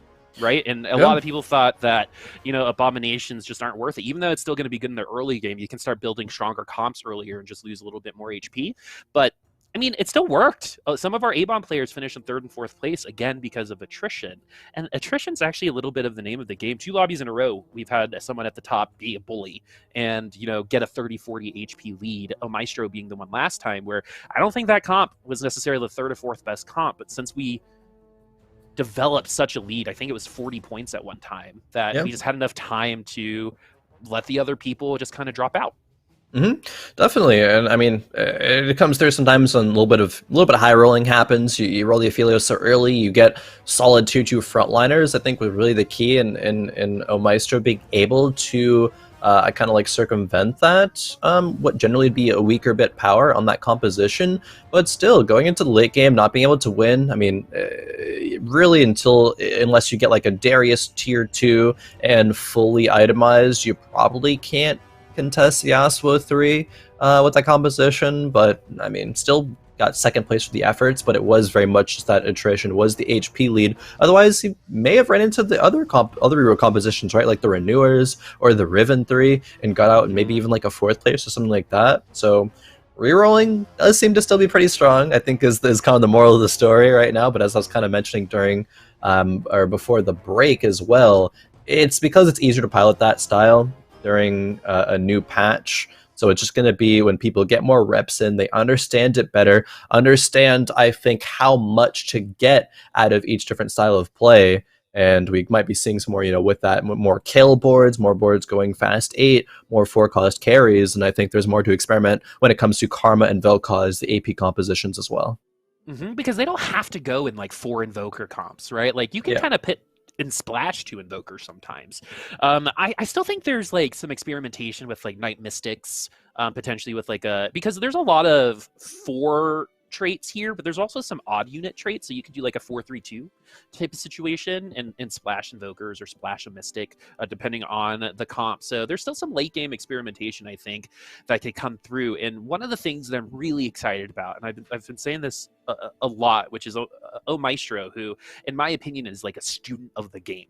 Like there are people who play and are naturally good, right? There are people who have to study, but Maestro, I think, legitimately loves just the game and learning it and studies it. And it's very, very obvious based off of how good, honestly, he is in the mid and late game. But just like Hobos, if we do a little bit too much, HP loss in the beginning, we end up in 7th place. So it really is that kind of balance of, can Maestro stay above 50 HP by 4-1? Because at that point, he's probably going to top 4. But if not, maybe not. Yeah, I think generally Maestro has been really, really good, as you're mentioning, about the mid-game kind of pivots, landing on a composition, maybe not always starting from a point where you're ahead, but coming from, a bit of a loss streak. Maestro is able to, I think, gauge the power level of different lobbies very, or of different players in the lobby very accurately. and is able to land on a composition that isn't, contested. They're not really forcing these things like assassins over and over again. They're just going these solid, stable compositions and are, getting consistently top fours for it. Omaestro generally by this point, I believe, has like won lobbies from previous weeks. Like I think last week Omaestro started off with a first. The week before that had a first in the last couple of games, but has not done so yet today. And I mean, he's still in first place though overall for the scores of the lobby, but still a bit of a difference not having a game where they're currently coming out and dominating and winning. Totally. There have been times where Omaestro like stabilizes at 45 and never loses again in the late game, and I think just the way that this goes, it kind of feeds into the control-y / long game players really well, which I think there are more capable people in this particular lobby than the last couple to achieve some of that late game notoriety, as you've seen some pretty strong comps in the late game, including Vladimir Archangel staff comp that got second. I can't believe that. I can't believe I just said those words for Fight Night Rising. A mean build. Got second place today, guys. So anything it's not quite a meme. Not quite a meme. Shoot your shot. Write that letter. Tell her that you like her appropriately. With consent. Of course. Yeah. So maybe today's the day. Today is the day. And I mean, especially with the buffs coming through to those units, like, I don't even think it was a meme before, to be honest, but especially less so now, especially with not only the units getting buffed, but the items that Vladimir can hold getting buffed as well. Like, I think it's just solid. I think we're going to see, especially with how it worked out in the last game from Explicit, coming from those rerolls happening and not having Vladimir too early at all. If that was Vladimir too early, that could have been a stage 2 win streak. And that could have been a first place composition if they just had more HP and more time to really get that online. So I definitely think we're going to see that a bit more in the future. It's just whoever has a good opener for it, right? And I mean, we're not seeing that at least on these boards right now, but what we are seeing is Explicit having some early Draconics, even from, I believe it was 2-1, and already slamming that Deathblade on the Ashe. We could see just an Ashe 3 carry with Draconics here. We haven't seen Draconics just yet, and I love running Draconics, and that is why I've been losing so much. Because Khroen, I don't play any good comps. Like, I am allergic to playing good comps. I'm that person that's like, oh, this could work. Let's do it. Let's do it in a ranked game. Imagine if I was on your league team. Oh man, and affected your actual results in a negative way rather than donating my LP to you.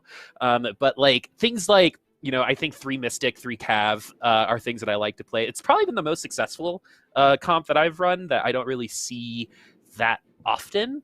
Reroll skirmishers are something that I've started to really like playing.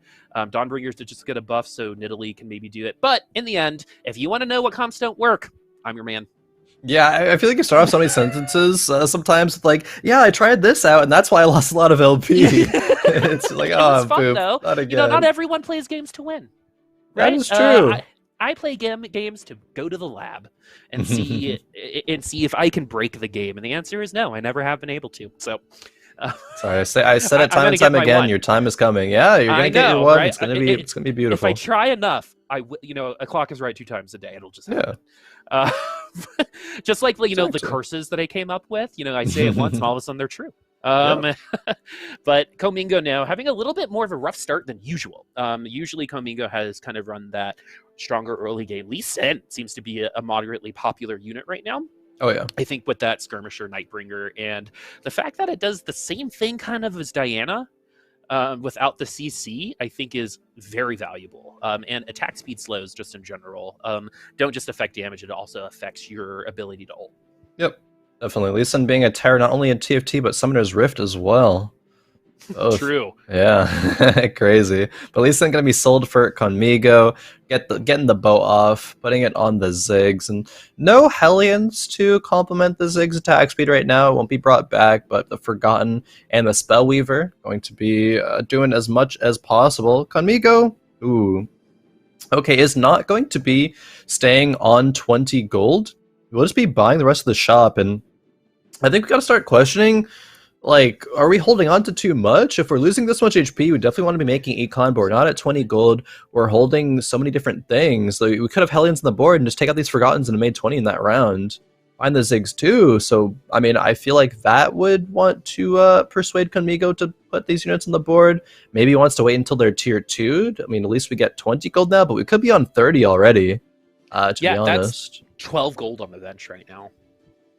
With a little bit more on the board, but that's the thing. If you see a lot of people with a lot of units at this point in time, it's usually because they're a little dizzy, because they're keeping they're keeping their board literally as open as possible and potentially sacrificing economy that will come in handy in like 5 rounds to make something happen now. Right. Yeah. So we have so many pairs. And so the next pack will most likely decide where we go. And hopefully, fingers crossed, we actually complete a pair along with the units. And I don't honestly know why we have this, Nautilus or Thresh on the side. At this point, I probably would just commit to a Hellion opening. I'm already losing. Right. So part of me is like, keep losing, get to 50 gold and try to come back a little bit later. But we have no pairs that are going to be completed so far. And we don't have that much direction. Okay, now we do. The Spell Weaver in. Okay, we have the Victor to help with that. So we're going to have some really strong tier 1 units. And remember, friends, Thresh and Nautilus have a 8, 9, 10, 11, 12, 13, 14, 155 attack damage between them. That's a lot. It's a sizable number. Conmigo, this pivot. Okay, how do I feel about this? I'm not a huge fan of it, I think. The Hellion direction was there, and while there's no things like a Shiv or anything right now, there still were just the units being there. Could have been played, I think could have saved a bit more HP, but now we get rid of the Hellions, but we don't sell the Poppies in that round for Econ. The Vel'Koz has a Rage Blade, which I don't really think is going to be anywhere near best in slot for that unit as well. Even if it is a pivoting factor, what are we going to pivot into? Are we going to lose too much HP by then? I think the answer is yes. So curious to see a little bit later on if Conmigo can actually end up stabilizing and come back in this game. But as of right now, it's definitely looking like it's shaping up for a bottom 4, maybe like a 5th at best. But hey, if you high roll mid game, could turn it around. Could be wrong about that. For now, we will look at Omaestro's board, and Omaestro might be building a Vayne composition, but if that was the case, I think we already see that Jeweled Gauntlet slammed. Just need the bow to be best in slot Vayne, so perhaps just going to be looking for a Draven pivot in the mid game. Man, old school Khroen would have won that round for that Vayne. We're going to lose it in 3 for 3 units anyway. Omaestro 64 HP. This is where you worry for Omaestro, by the way. Just like we kind of mentioned at the beginning of this lobby, there is a point where sometimes you bottom out too much and you just can't really stabilize. You're just, doing that, cartoon thing where you put, your finger in a leak and then another leak spreads out and then you put your other finger in it and use your toes, right? That could totally happen to our bottom 3 here. But fingers crossed, we all get the game that we want to play, but this is another bully lobby with Explicit and Javaday at the top this time, reaping the rewards of a strong early game. Very much so. 100 HP at 98. Javaday finding Brand 2, probably rolling down a bit on 3-2, and so is Omaestro to stabilize, but we have not found a 6th Forgotten. It looks like, no, we haven't. The Katarina is a pair, and so is the Warwick. And so Maestro is going to commit to the Vayne route, but has not found the 6th Forgotten, unfortunately. Hopefully gets a cloak on the carousel, because they are kind of sacking a bunch of HP for, well, not really for the carousel pick, but you're going to get the carousel pick for your troubles. And at least Conmigo is stabilized, it looks like. They slammed a redeem spot on a Nunu too. That's not too shabby. 3 players at 64 HP. We know Maestro's route, it's just, how quickly can you get 6 Forgottens online, and how long will it stabilize you for? I think being the real key. The Troubles. That was a real time in history, I believe. The Troubles. The Troubles? In the UK? It sounds British. Kind of. I have not heard of it though. That's interesting. Yeah, I'm gonna look it up later. I watch a lot of history videos and stuff, and so I have Yeah. like a lot of really passive knowledge that's really good for Trivial Pursuit, but not for teaching. As this Abomination can get stopped up in the middle, is going to get sandwiched by the units. It's over. Abomination, not that great, especially right now. This is exactly when you would expect that to fall off if you don't have appropriate itemization for it. I think that tank itemization we saw earlier from, was it Comingo? Whoever was running Abominations last round was able to get the Thornmail and Warmogs, and that seemed to be a lot better in the early game. Yeah, it was. It wasn't really just the Abomination kind of like assassin jumping to the backline most of the time, although it still did in the early game just because there's not that many units to actually, go through. So the path is open to the backline, but also is just a bit of a frontline unit, allowing the backliners more time to do damage. That seemed to be where it got the most value, as opposed to aggressively itemizing it, because it will start to fall off. But for now, we're seeing the stage 3 carousel items coming through. There is no Ash 2 for explicit, perhaps with... Okay, now there is with these draconic eggs hatching, but it still took a long time to get there. And I believe explicit probably could have gone on a bit of more of a win streak there. Could have actually been on like a 6 or even 7 streak right now if that upgrade was already there. But we'll level to 7, still be above 30 gold, and play 2 Brawler, it looks like now, as well, for a little bit of a splash synergy, more frontline. Ash synergies. I thought we would be seeing so many of those in this particular set. We really haven't. So maybe it's this patch. We'll find out as Redeemed Nunu is making my eyebrow peak. Yeah, that's like Amigo like rolled for on 3-2 and ended up slamming. I mean, the Vel'Koz, I wasn't a big fan of it, but hey, Omaestro's won a couple of rounds because of it. Might not win this round if the other Ash ult can come through. And yeah, Kamiko stabilizes for 2 rounds, then starts losing again. I don't know. Balls in a Basket is down there in 8th, 50 HP. Diana on the board for explicit now. This could just be an Aphelios pivot. I'm not sure it has to, be a full Draconic, Ash 3 or anything like that. It could be, but definitely doesn't have to be. Yeah, no, Maestro sitting exactly where he wants to sit right now. The last time we saw Maestro with this HP, he actually ended up on fire and finishing second. So yep. We'll see if that's going to ring truth. History's going to repeat itself. It tends to.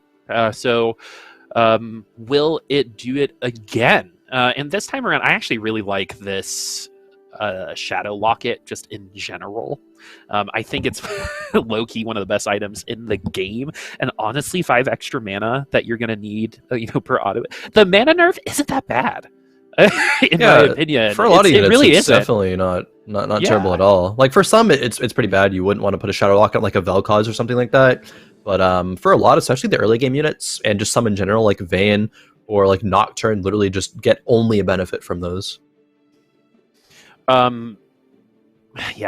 We actually haven't seen a ton of assassins right now. It seems like the assassin thing is if you get that Nocturne in an orb or something and are able to get into it a little bit earlier than you might anticipate, that's where you're going to find a little bit more success, because those assassins, especially really early on, Katarina and Nocturne, are going to go through any tier 1 unit in the backline, no problem. But with these items that we're seeing on the board and that Nico's, we're getting to like an Udyr 3. We are going to have eggs. We're not going to get an egg for this round. That is also something I periodically forget, which is you don't get an egg in NPC rounds when it comes to Draconic. So I know a lot of people will like clear their bench for the egg then, and you just don't need to. So we're going to put in the other Ranger. Maybe we're moving into some Power Rangers there. Go Power Rangers, as it's going to be Donald that we're riding along with right now. Still running old school comp with that Hecarim in the front line, but that Draven in the back is a little bit stronger just based off of the overall patch. Nothing really towards Draven specifically, but the units that are good against Draven did get nerfed. Yep, that they did. Draven 2 did not get found, and we didn't use the Nikos for it either, so Donald probably wanting to wait until they roll a Mordekaiser and, hit one and not the other and just Nico the other. So being at about 30 gold on level 7 isn't terrible right now, given the board state that Donald has. It is a bit awkward. The synergy's right, running 4 Forgottens and 3 Knights, and losing this round pretty heavily to Javaday. And okay, Javaday is going for Brand. I don't know if it's going to be a Brand reroll per se, but it's just looking like a strong comp to go like a fast 8 or perhaps even level 9, depending on... I didn't get a quite chance to see what the whole board was working with there, but it did look very, very solid, actually. 2 spats? 2 spats, and Draven 2. Yeah, 2 spats, and Viego. And Draven 2, and Viego. We could maybe do a Legionnaire spat, or we're going to fawn it up. Force of Nature, putting our Viego in. 6 Forgotten. What a roll. What some hits. What good itemizations. Don't even need the Nikos for the Draven. We're going to save it for Viego, probably. That's a raw Viego at level 7. That was a 1% hit, right? Yep, that was a Viego at 7. Could Nikos this Viego, could save it for things like a Mordekaiser. We still don't have Legionarian for Draven, and that's a big detriment, I think. Sure, he can get some attack speed through the Rage Blade, but it's not going to be stacking as fast as it would be, of course, if Legionnaire buff was active. Does go against Explicit, who is still running the Ashe, maybe is going to look for an Ashe 3. Only on 4 Ashes, though, at this point in Draconics is a bit worrying. Does take a huge, huge loss in that round. Just 7 units. Oh, that was a huge loss. I wonder what the difference between Legionnaire 2 and Rageblade, what the actual time it is for the Rageblade to get to that first Legionnaire buff. Because it would be cool to kind of see, all right, for the first 7 seconds, you are below it, but for the next 10 you're actually getting higher attack speed for it. So once you hit that Legionnaire, and do you see it's like compulsive now to say it that way, but if you're able to hit it, you are going to be delaying the departure of the powertrain on that Draven, but with the Rageblade you are going to compensate it eventually. But how much of that initial damage is going to give our opponent an opportunity to get to this Draven? Yeah, exactly, because even 2 Legionnaires, 25% attack speed, right? That's pretty good. Very, very good, actually. And Draven 2 versus Yasuo 1, I mean, this is going to go over the way of the Draven every single time. Don't even have fully itemized Yasuo for Khan, and only on 10 gold. That is especially where you don't want to be running a Yasuo reroll composition. That's going to... there's no chance that comp can win. There's no chance you get Yasuo 3 from that spot. It's very, very, very unlikely. Donald looking for Teemo. It is holding the glove, so we're going to IE our Draven and really call it a day. I mean, nothing else, no other loose item components. The other spats were, of course, built into a Force of Nature. So moving back on the board with Kamigo. Kamigo has landed on 6 redeemed, but yeah, is last place in the lobby. This is kind of where I expected Kamigo to be. When we saw the opener, the Vel'Koz, okay, at least it has Shojins now. Yeah. But we don't even have a pair get of picked them. up. Yeah, exactly. So unfortunate, but good news is Kamigo cares about the environment. I saw a reusable straw there, so good for you. Nice. Yeah, I like when restaurants do like just reusable straws as standard opposed to plastic straws. I feel really fancy when I use a metal straw. Like it kind of, I feel like makes it taste better. Right, because you know you eat with your eyes, right? And so it's like, ooh, look at me. That's why I think like Moscow mules are so tasty. But Kamigo now, man, this is a rough spot. Redeem Tarek's better than Redeem Nunu. Cool, we can actually change the look of our field if we move over to the right a little bit. Wow. Yeah, look at that, some design choices. And now this Vel'Koz, at Vel'Koz 2 might have actually been able to... That's going to work? It's happening. I think this is going to happen, and it's going to be because of the Rage Blade. I'm kind of surprised it won the round, but it does make sense given the fact that the other board was on 50 gold, hadn't really power spiked to Ashe 3 yet. It was kind of on the way, and those are the boards that Kamigo needs to be able to face, is the boards that are on the way in their transitional points, because Kamigo is going to fall off going into stage 5. There's no Tarek 2, there's no Vel'Koz 2, there's not enough gold to get there. Even if we do, we can never really think about going level 8, at least for a very, very long time. So we're kind of stuck right now with this board for Kamigo. Not even 10 gold at this point. Not even 10 gold. We are in that cartoonish dam situation right now. Thank goodness Vel'Koz has 3 tentacles to use, because that's our saving grace. One really good Vel'Koz ult is sometimes all that you need, especially now that we have that Rabadon's death cap on. But now that we've got the Yasuo in the back line, sometimes see how much damage this does. Yeah, okay, Lux can sometimes do it. If she gets her ult, that was her animation star. I know. I felt that Gunmigo. Yeah, that was literally a quarter of a second away from Lux taking that win. Yep. Like, it was gonna happen. If Yasuo's attack speed was any slower, that would have been totally different. That's a little heartbreaking, to be honest with you. It really is. You hate to see it, unfortunately, but what we do love to see is a Karma board that is on Karma 1 and still top of the lobby in HP and going a fast 8. I think these are the Karmas that we like to see landed on if there are AP compositions that work. It looks like it is going to be this. There is the item remover as well, and just a force of nature. So ClutchinPenguin going 9, can play 6 Dawnbringers very easily, is already playing Invokers. What else are we going to land on here? For this board, it definitely wants to feature a Garen. So if Clutchin can find that. Oh, wow! What a pack! Finding so many rolls, a Rel too, a car. What is happening? Where'd all that gold go? It went to a bunch of tier 2 units.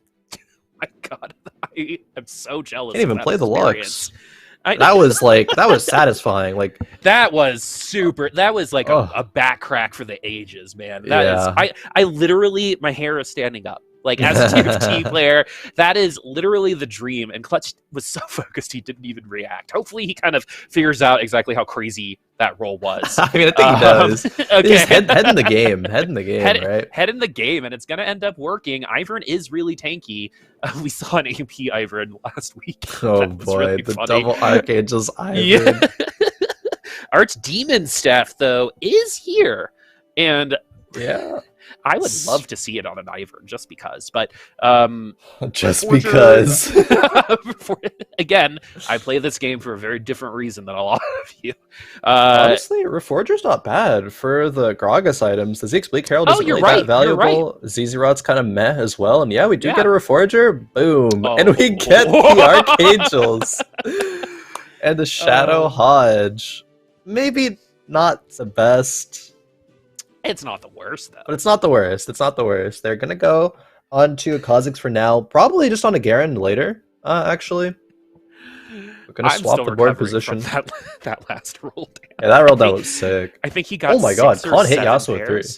Okay, Yasuo 3. This is going to be really interesting because if the Karma randomly... Oh my god. It randomly gets into that back line, which almost happened. Here's the mantra. Okay, I actually think this Yasuo is potentially... Oh, no! Okay, so Yasuo 3, gonna beat Karma. We learned that just now. Probably learned that earlier. Obviously, I'm a little biased. I think that's what's happening. I'm just, like, rooting for Karma for some reason. I mained Karma before the rework. That's where I think my whole lab situation started. Yeah, wow. It all makes sense now. It all checks out. I know, right? She was literally the worst character in the game for years, and I only played her in the mid lane. Am I a bad person? You a bad person? No, that doesn't make you a bad person. That. It just means you're very, very hopeful in terms of wanting to make things work. I'm optimistic. Exactly. ClutchinPenguin, I don't know if they're going to lose anytime soon, to be completely honest with you. Outside of that Yasuo, I think the Karma is going to do pretty well against this particular comp, but it's going to be all about that targeting. The Yasuo 3 always going to be doing really well on the board. It's going to need to take CC or some debuffs, just like you're seeing, right? The other Karma board, one against the Yasuo. These crits are crazy. Some of them are hitting 600 damage. Yeah, the Karma damage got buffed. Plus, the auto attacks are gonna crit too. So you're adding, 60 damage along with your 460, getting 500 damage each ult, right? That's gonna add up. And plus, you have the blue buff too, so you're gonna be able to get that going pretty quickly. Yeah, very much so. All's in a basket. Dodging 8th place. Feels good, man. Conmigo took that because the redeemed Vel'Koz board, it did hit Taric too. It did hit Vel'Koz too, but still was not quite enough, unfortunately. Balls in the Basket is our Forgotten player, featuring fully itemized Katarina and Draven. Actually, most of fully itemized Katarina. We'll see in a moment, because taking the Shadow Hand of Justice is going to be, of course, just a damage dealer item. Might have 2 items, and no, it had 3. So this Shadow Hand of Justice probably just finds its way onto either a Pantheon or a Mordekaiser. Is going to be the Pantheon it's looking like, but if we put it on a Forgotten unit, then it does give Forgotten unit the bonuses for shadow items, but no, it goes in the Mordekaiser instead. Mordekaiser is going... Actually, oh, sorry, go ahead. I just realized I'm dumb, and there actually are already 4 shadow items being utilized on the units because the Pantheon has a Forgotten Spatula, so that counts actually for that bonus. Mm-hmm. And you're not going to see the rings for the Forgotten when you're in the round, but trust us, the buffs are still there.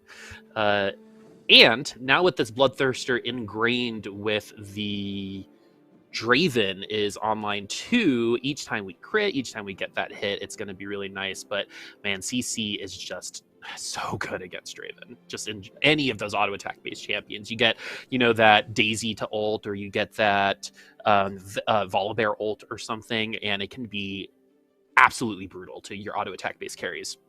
Yep, very much so. Draven succumbed to the CC in the last round. Bloodthirster healing looked like it almost was enough. Not quite, however. The front line would be a lot better given a Rel 2. Balls in a Basket actually did end up selling the Mordekaiser as well, so no Legionnaire. Not really valuing that for the Draven. Just wanting the Ironclad in to go up against a bunch of AD comps. Khroen actually fell in 7th with the Yasuo 3. That's nuts. Yeah. How does that happen? How do you think that happens? When we see Yasuo 3 win a lobby and then get 7th, what's the difference? Taken out by a Karma, maybe. Probably. Right? It's just the I think a lot of the units in the strength here got here a little early, where the advantage for that Yasuo 3 just kind of was non-existent for this particular lobby. Seems so. Assassin Spat for Balls in a Basket. I mean, that does help out Katarina. What are we gonna Assassin Spat though? The Assassin Rel. Stuns everything, jumps into the back line. I mean, I want to see Assassin Morgana, dude. That was one of that was one of the hypest things I've seen in a bit. Sometimes it's like you ult and everyone just dies, and it's just that that feeling you get when someone scratches your back or scratches your head. It's like right. Just like that roll we saw rolling. Yeah, very much the roll. The roll gives me those vibes, 100%. I know. And looking at this board from Javaday, I mean, this board gives me those vibes too. This board is looking fantastic. It has 4 Dawnbringer. It has 4 Invokers, a Garen 2 with some really, really good items, and a Karma with good items as well. I think this board is going to be way stronger than the other Karma board, and probably, assuming the Karma ults land in a decent spot, take out anything, because there are no assassins, well, besides the Katarina, to really be jumping into the backline. There's no Nocturnes or anything, just going to be cleaving this Karma down. She's going to be able to get a lot of damage off literally every single time. And it always hits, right? It's not like the Ash Arrow, which sometimes just field goals you, right? Yeah. Plus, you've got CC, you've got Shred with the Garen 2. Mm-hmm. This is the Karma comp of the Karma comps, right? Jewel Gauntlet, I think, is going to be, arguably this for that.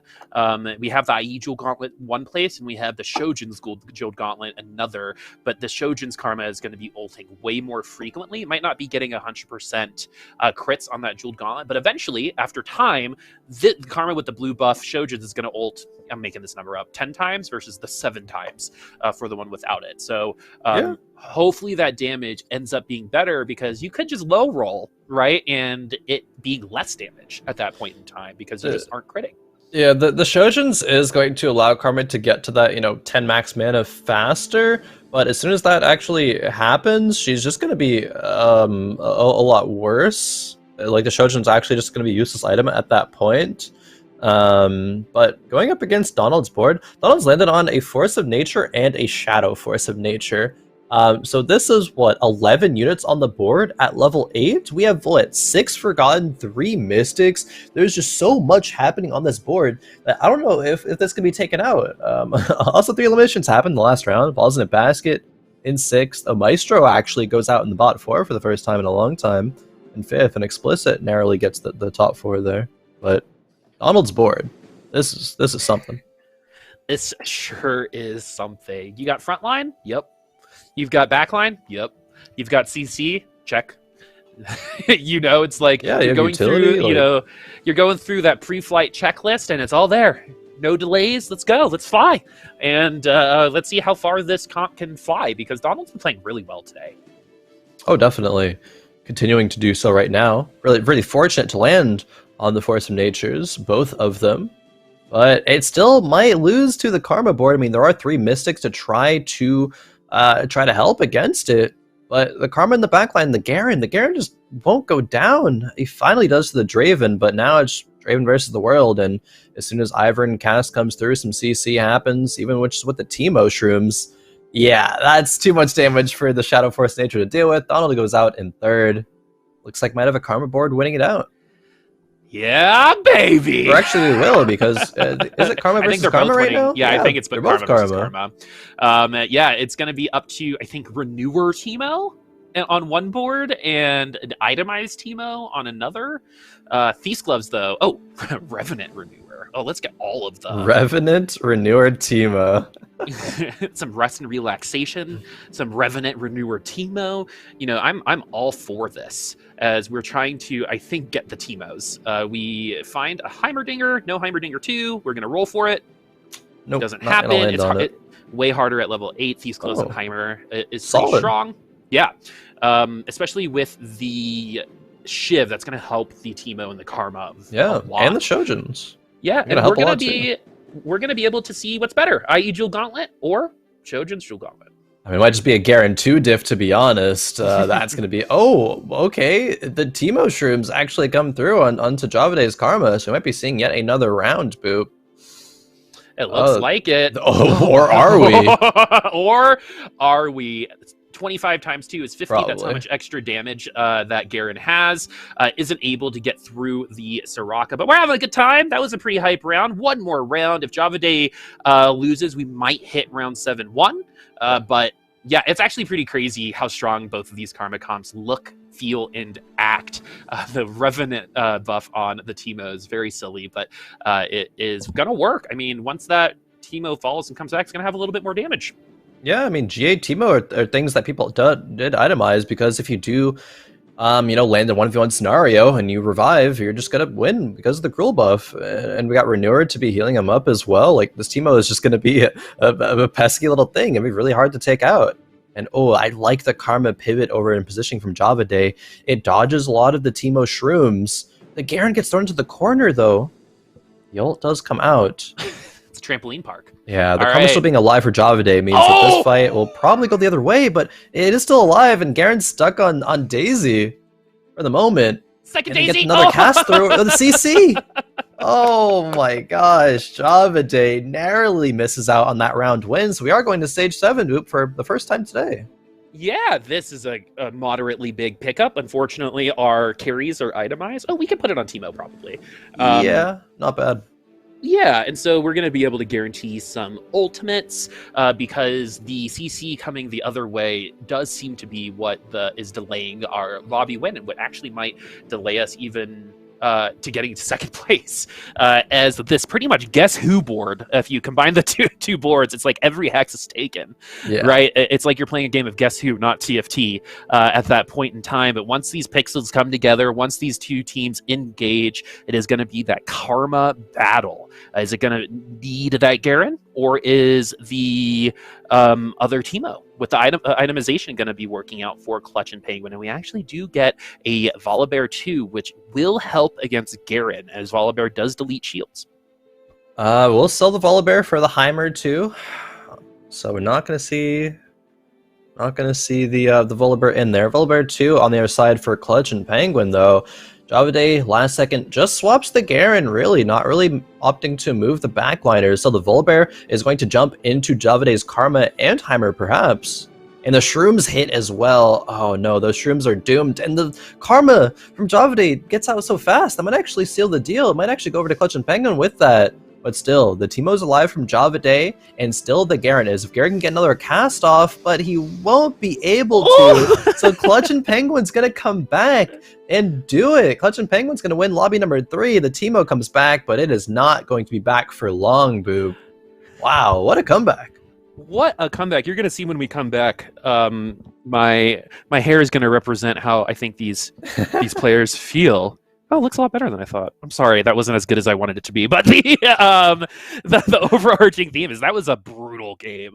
Not brutal in terms of this was bad, but that went down to literal single digits, both sides. When you're at 9-3, you might as well be at 1-1 when it comes to HP, right? And it comes down to, the 1v1. So let's go and take a look at our scores and see if Omaestro's fall is going to matter here. Yes, it definitely is. But, the scores actually, even through 1 through 6, are super close. Let's walk through it explicit. And Donald going to be tied 20 points apiece in first place. Omaestro in third 19. ClutchinPenguin with that win will jump all the way up to top 4 in fourth place with 18 points. Javaday at 16, and Korn actually falling a little bit from that game on 15. But this could be anyone's game from first to sixth in this next one, Boop. Sure, lead of course to explicit on Donald, but still anything could happen. So Khan, Migo, and Balls in a Basket have pretty much been eliminated from the top 3, which is interesting because I don't feel like Khan Mingo's playing that poorly. He got some bad luck last game, I think, when it came to rolling too many leaks to fix. But that first lobby was really strong from Khan Mingo, getting that 7 points. So again, if there is a spoiler in this lobby, I would assume it's Khan Mingo. Because of anything that I've made up about Fight Night, the thing that I feel like really does happen all the time is someone from the bottom 3 top 4ing in the last lobby, and just kind of making the math that much more exciting at the end of the day, right? Say, Balls in a Basket gets first place. That kind of just makes everything crazier and more hype, in my opinion, when you go into those scores not quite knowing exactly how they're going to come out. But I think today, if you were to ask me the same question you asked me at halftime, Khroen, things that I'm seeing, I think we're starting to see the rise of a new candidate for some of these boards, which is Karma. I mean, and also, I actually thought those Karma rounds were really fun to watch. So that might be a personal preference, but because I know you have opinions about Karma too. But the overarching theme here is that we went from one Karma comp getting top 4. Second lobby, we had did we even have a Karma comp? Third lobby, I think we top 4'd another one. We top 2'd the Karma comps in the third lobby. So each time it's gotten a little better. So we'll see if we're going to keep doing our tactical borrowing when it comes to team comps, or if we're going to start kind of moving into some magic defense. Yeah. We're going to be getting on into game in just a couple of minutes. We're sorting some things out. But talking about the Karma boards, of course, just Karma, random targeting. It's just whatever. I'm not a huge fan of it, but I can appreciate the way that the players land on these Karma compositions, right? I mean, I think that with the 6 Dawnbringer, landing, I think is really, really solid. It's going to have more damage coming through from that Dawnbringer buff, as well as just the Karma buffs from herself, going to make her deal a bit more damage, itemizing her. I mean, I think that the Giant Slayer Karma that we saw earlier with no blue buff is just definitely not quite as good as blue buff Karma. It does seem to come out on top and be the best, but I'm surprised that the Garen too supporting the Karma didn't end up winning. I mean, I guess the itemization wasn't like amazing with the Hextech Gunblade of Immortality. I think if that was perhaps just a regular Gunblade and the Garen was able to survive personally for longer, I think some of the fights would have been a bit better, because the Karma v Karma board, if Garen can't heal anything else, if nothing else is alive, then I mean, what are you going to do, right? It's just a useless item at that point. And there were multiple scenarios where the Garen was the last member alive. So we'll see if we see some more Karmas in game number 4. I believe with, of course, them being in the top 2 of last game, players are going to have that on their radar. But talking also about the spoilers, I think if I would actually give it to anybody out of the Kamigo or Balls in a Basket, I might give it to Balls in a Basket. I mean, I think you mentioned Kamigo's been playing rather well, but I think last game Kamigo looked kind of dizzy from round one. To be honest, there was times where Kamigo could have gone the Hellion route over the was it Forgottens, but kept both spots open and then pivoted to the Vel'Koz rather early, slammed the Redeem Spat, and just really didn't make anything work with it. Unfortunate, right? Just maybe not knowing or not having a huge comfort on that style of play, but might look to Balls in a Basket, who has improved placements every round, when went from 8th to 7th to 6th, but still, top 4 maybe this one. Yeah, I'm just now noticing that I wonder if Explicit sorry, actually goes to McGill, because that is a very good college. So that is a smart guy in that square right now. If that is the case, one of the best, I think, medical schools. Oh wow. I believe it's in Canada. So yeah, I'm pretty sure McGill's in Canada. I could be wrong, but it is a very good school. Anyway, and that kind of a lot of like academic types really like TFT, and it totally makes sense. I've met lawyers, I've met doctors, I've met like really smart poker players, chess players. They all love this game. Yeah, very much so. I have the same experience. A lot of it coming through. A lot less similarities, I think. A lot of translating skills as well. Yeah, exactly.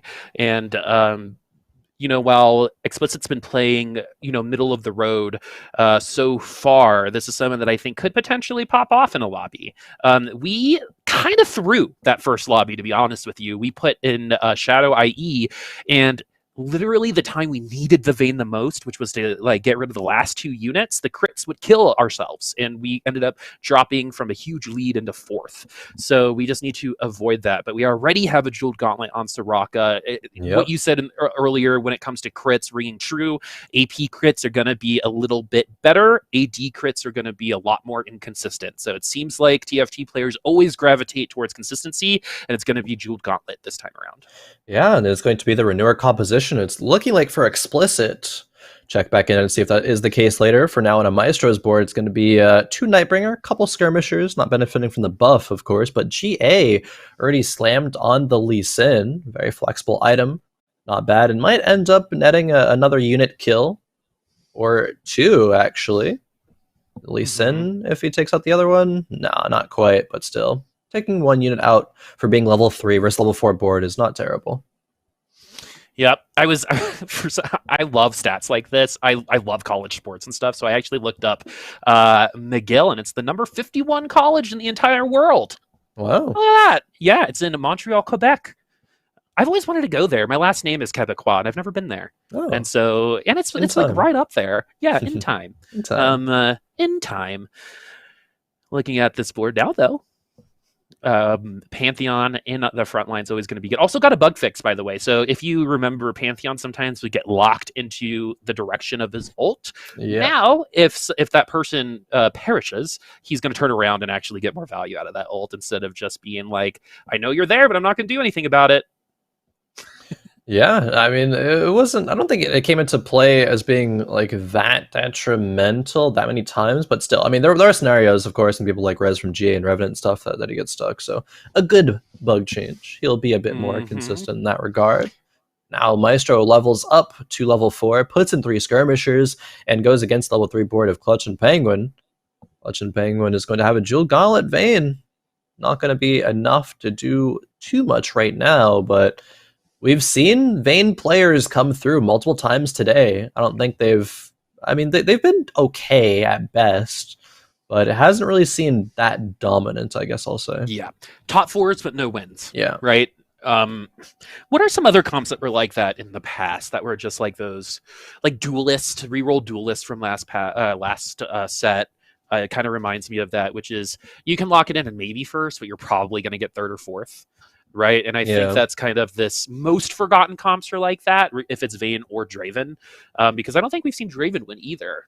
And so it just seems like there's something with Forgottens that needs to be explored a little bit more. And Vayne seems to be a really complicated unit to balance, because you've got true damage along with auto attacks, right? So yeah, That's why I think these vane changes have been so incremental.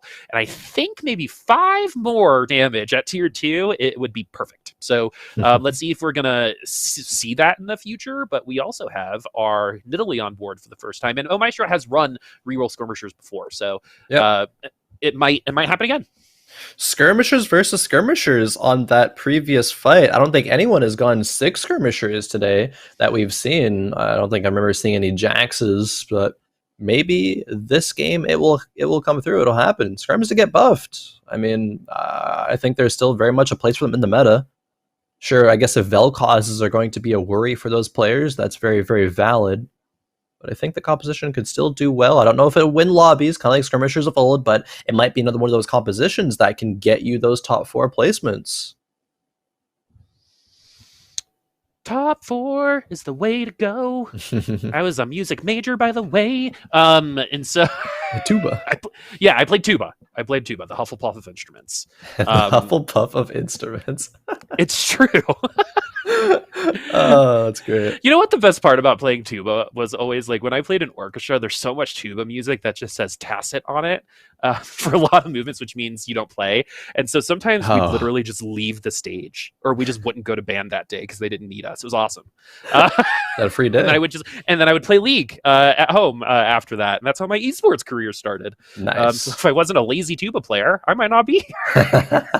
Crazy how these things work that way, huh? Yep. If anyone wants tuba lessons, please don't ask me. I don't remember. So, unlucky. I probably would be playing at like a middle school level again, but none of these friends. I bet there are some middle schoolers who are better than me in this game. Now that I'm thinking through that transition, but like you said, balls in a basket. Doing a little bit more than the last couple lobbies, where we usually just see balls in a basket at the bottom, and it's actually going to be explicit this time around. Still kind of struggling with that initial opener, but we've got skirmishers on the board, friends at home, on a couple boards. Omaestro, Donald, Abomination here for Conmingo. And this is actually a moderately good Abomination comp to start. We've got tier 2 Nunu already. Not bad at all. The tier 2 Nunu is really the big thing here. I mean, he's going to be able to be a lot more consistent in eating units, and that damage comes through. Might get one more, but not quite. The Abomination, however, will come through. The items look pretty scuffed. It's just a tier and a cloak, and so it won't actually win the round. The Udyr is much too powerful for that. But Conmigo is on 20 gold leading into the Krug round, was able to go on a streak. Explicit drops again in that last round, 64 HP, and I believe Explicit had that early renewer start with the Vladimir and the Soraka. So those starts just overall today are looking very, very bad. I think unless you have specifically like 1 or 2 complete items for Vladimir and have Vladimir 2, I don't think that comp's early game is very serviceable at all. And it's going to make it a lot, more rough to stabilize in the mid game because you're going to be pressured to roll a lot earlier than usual, maybe, and rolling down below 50. Rolling down below 50 at this point in time is a little bit of a risk, right? Like, there are kind of like these checkpoints when it comes to rolling. When you hit 3-2, for example, you don't really want to get below 20 gold. When you hit 4-1, you have to be thinking about, if you're not at level 7 yet, when you're going to get there. And so with these checkpoints, you have to be pretty intentional about when you're going to use those checkpoints as either a power reducer, so you're pivoting, or something to increase that overall power, either through an item or another higher cost unit. And we got 4 abominations already, and we've got some items that we can put on this A-bomb already as well. I mean, if we wanted to put a caustic quicksilver on it, we could, but it doesn't seem like that is a priority, as it shouldn't be, since you're already stopping in the middle of everybody. And it already deletes a lot of that CC once it ults, so not really necessary. It might be good if needed to do a lot of damage right away, but that's not really the case right now. Soraka, didn't get another cast off. Could have taken out a couple more units. Unfortunately, does not. Conmigo kind of high rolled to getting the rise from those couple of rolls, but I really would have liked to see Conmigo wait at least to see the matchup before slaying the blue buff, or just not slay the blue buff at all, because actually a change coming into this patch is you're able to get a shadow component at 3-2, and it could have been a shadow tier for a very dark blue buff on the rise. I think Conmigo's probably going to be kicking himself for that one. Just thinking it, and it actually happens, that scenario. unfortunate, because would have won that last round even with no brand blue buff. So right, unlucky. This rune ends on the Aatrox might go into another auto attack base carry a little bit later. It would be pretty nice to put it on an A-bomb unit. That used to be a pretty good item on the Abomination when it was a little bit beefier and could get into that back line as it's i.e. Jeweled Gauntlet Rabadon's Karma time at round 3-2. That's pretty spiffy over there. Yeah. 6 skirm. Pantheon having the Shadow Warmogs, Udyr wanting to turn into a Jax later, at least the items do. ClutchinPenguin running the Ashe, or not the Ashe, excuse me, the Ashe and the Vayne, but there's already 6 Vaynes. Maybe ClutchinPenguin going to go for Vayne 3. Yeah, we actually haven't seen it so far, and Vayne 3 didn't go through any changes. It was Vayne 2 specifically, and we do take down a couple units, but Vayne just, man, once you get to her, just like Kale, if you're able to get a melee unit to her, it's pretty much over, unless you have the last silver bolt remaining when they get there, right? It's a race where can I get my last couple auto attacks to take them out, or am I just not going to attack fast enough? And it was the latter that time around, as we were able to get to the Vayne, corner the Vayne, and push her out. Indeed were. Oh, we see Javaday with a Karma. No blue buff, though. So we have to have the conversation again of, is blue buff Karma going to be better than non-blue buff Karma? I'll have to see a bit later, as there are assassins in this lobby, at least one member going assassins. So if units aren't being cornered, they're going to be a lot more susceptible. Javaday does have 3 A-bomb, providing a bit of a front line for this Karma. She has Jewel Gauntlet, IE, and Death Cap. That is just so much damage coming through, but she takes a long time, especially in the early game, to get these ults actually on. Maybe once Invoker happens, then it'll be okay. But for now, yeah, just not quick enough in getting that damage out. Nothing more than potential, I think, from that Karma at this point in time. And Karma has always been one of the units that benefit. Of course, everyone benefits from getting tier 2'd, right? But Karma specifically at tier 2 just gains so much more access to stats, right? When it comes to that ultimate, and that mantra third attack will set you up for your one auto attack ults, right? And so eventually you're just going to be machine gun karmaing a la Ziggs with, a little bit of AoE at the same time. She's someone who has a lot of a little, you know what I mean? Has a good amount of damage. Positioning is okay. If you have lifesteal, can actually be moderately frustrating to go against. But in the end, I think tier 2 Karma is the only way to really go, even early on, because if someone does get to her, just like that Vayne we just saw, it could be bad news. Very much so. Javaday is, however, top of the lobby, even with that last round loss. 90 HP, is only 40 gold, level 6, so a little bit behind an econ to where most players want to optimally be. But speaking of behind, Explicit is 38 HP in 8th, where 7th place is 66, so 28, I believe, HP gap there, if my math serves me correct, and it will. Explicit, though, now has Soraka too, but it got taken out. I didn't even see by what, to be honest, but still win the round, it looks like. Vladimir is going to be tanky enough.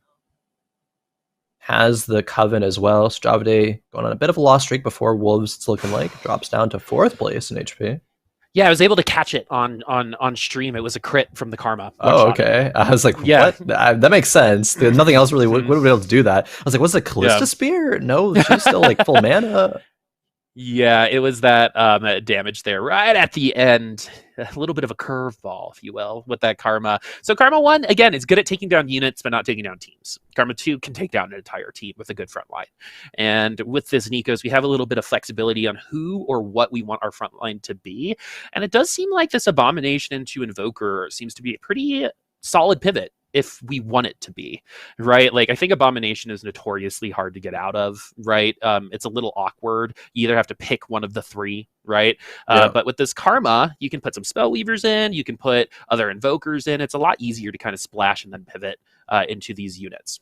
Yeah, definitely. Speaking of pivot, I think Javaday is going to pivot out of the A-bomb soon. I mean, there is no items for the A-bombs. All the items are, of course, on the Karma for now. And we could have won after this Wolf round, but then again, the pivot out into Dawnbringers will happen soon. Already thinking about it right now, taking out the Mordekaiser. So I am really curious to see the Javaday roll down, if it is going to roll down on 4-1, because I think it has to be. We've lost the last few rounds. We're very quickly bleeding HP, so we need to find something to land on. The Nico's help is there to help us get the Karma 2 on board. Okay, we take that. That's a Dawnbringer for 4 Dawnbringers. A lot of item components as well. A blue buff. We actually could, if this roll down finds a Karma, we could put the blue buff on the... Oh, wow. 2 Karmas coming through? Okay. And a Mordekaiser too. What are these roll downs we're seeing today, Boop? Players are just hitting. I'm like getting upset at this point in time. Like, I want to play this game. Yeah. You know, like I go back and play TFT and I have 0 gold the whole time because I like spending money. What is that? These guys could also roll down to 0 gold, but get 2 karmas in their packs, apparently. But yeah, now that we're here at Karma 2 with a little bit of an extra beefy frontline with this Mordekaiser and this Nunu, who will get rid of a unit. It depends on which one. But unfortunately, Assassins. No scouting happened, and the Assassins takes down this Karma. We're going to have to wait another round to really see that power potential. But yeah, these Assassins aren't guaranteed this win by any means. We got rid of the carry, but that's about it. Yeah, still the rest of the board. I mean, everything got upgraded, right? It wasn't just the Karma. It was the Nunu, it was the brand, it was a Mordekaiser 2 randomly as well. So everything coming in there, even having some items down the Abomination is going to make it still serviceable to be run. All right, ClutchinPenguin has now landed on a Vein 3, has 6 Forgotten as well. Thinking about what item component that they want. Interesting. No Shadow belt, unfortunately. Otherwise, Zeke's Bleak Herald is generally considered as, best in slot Vein. Is it regular Zeke's?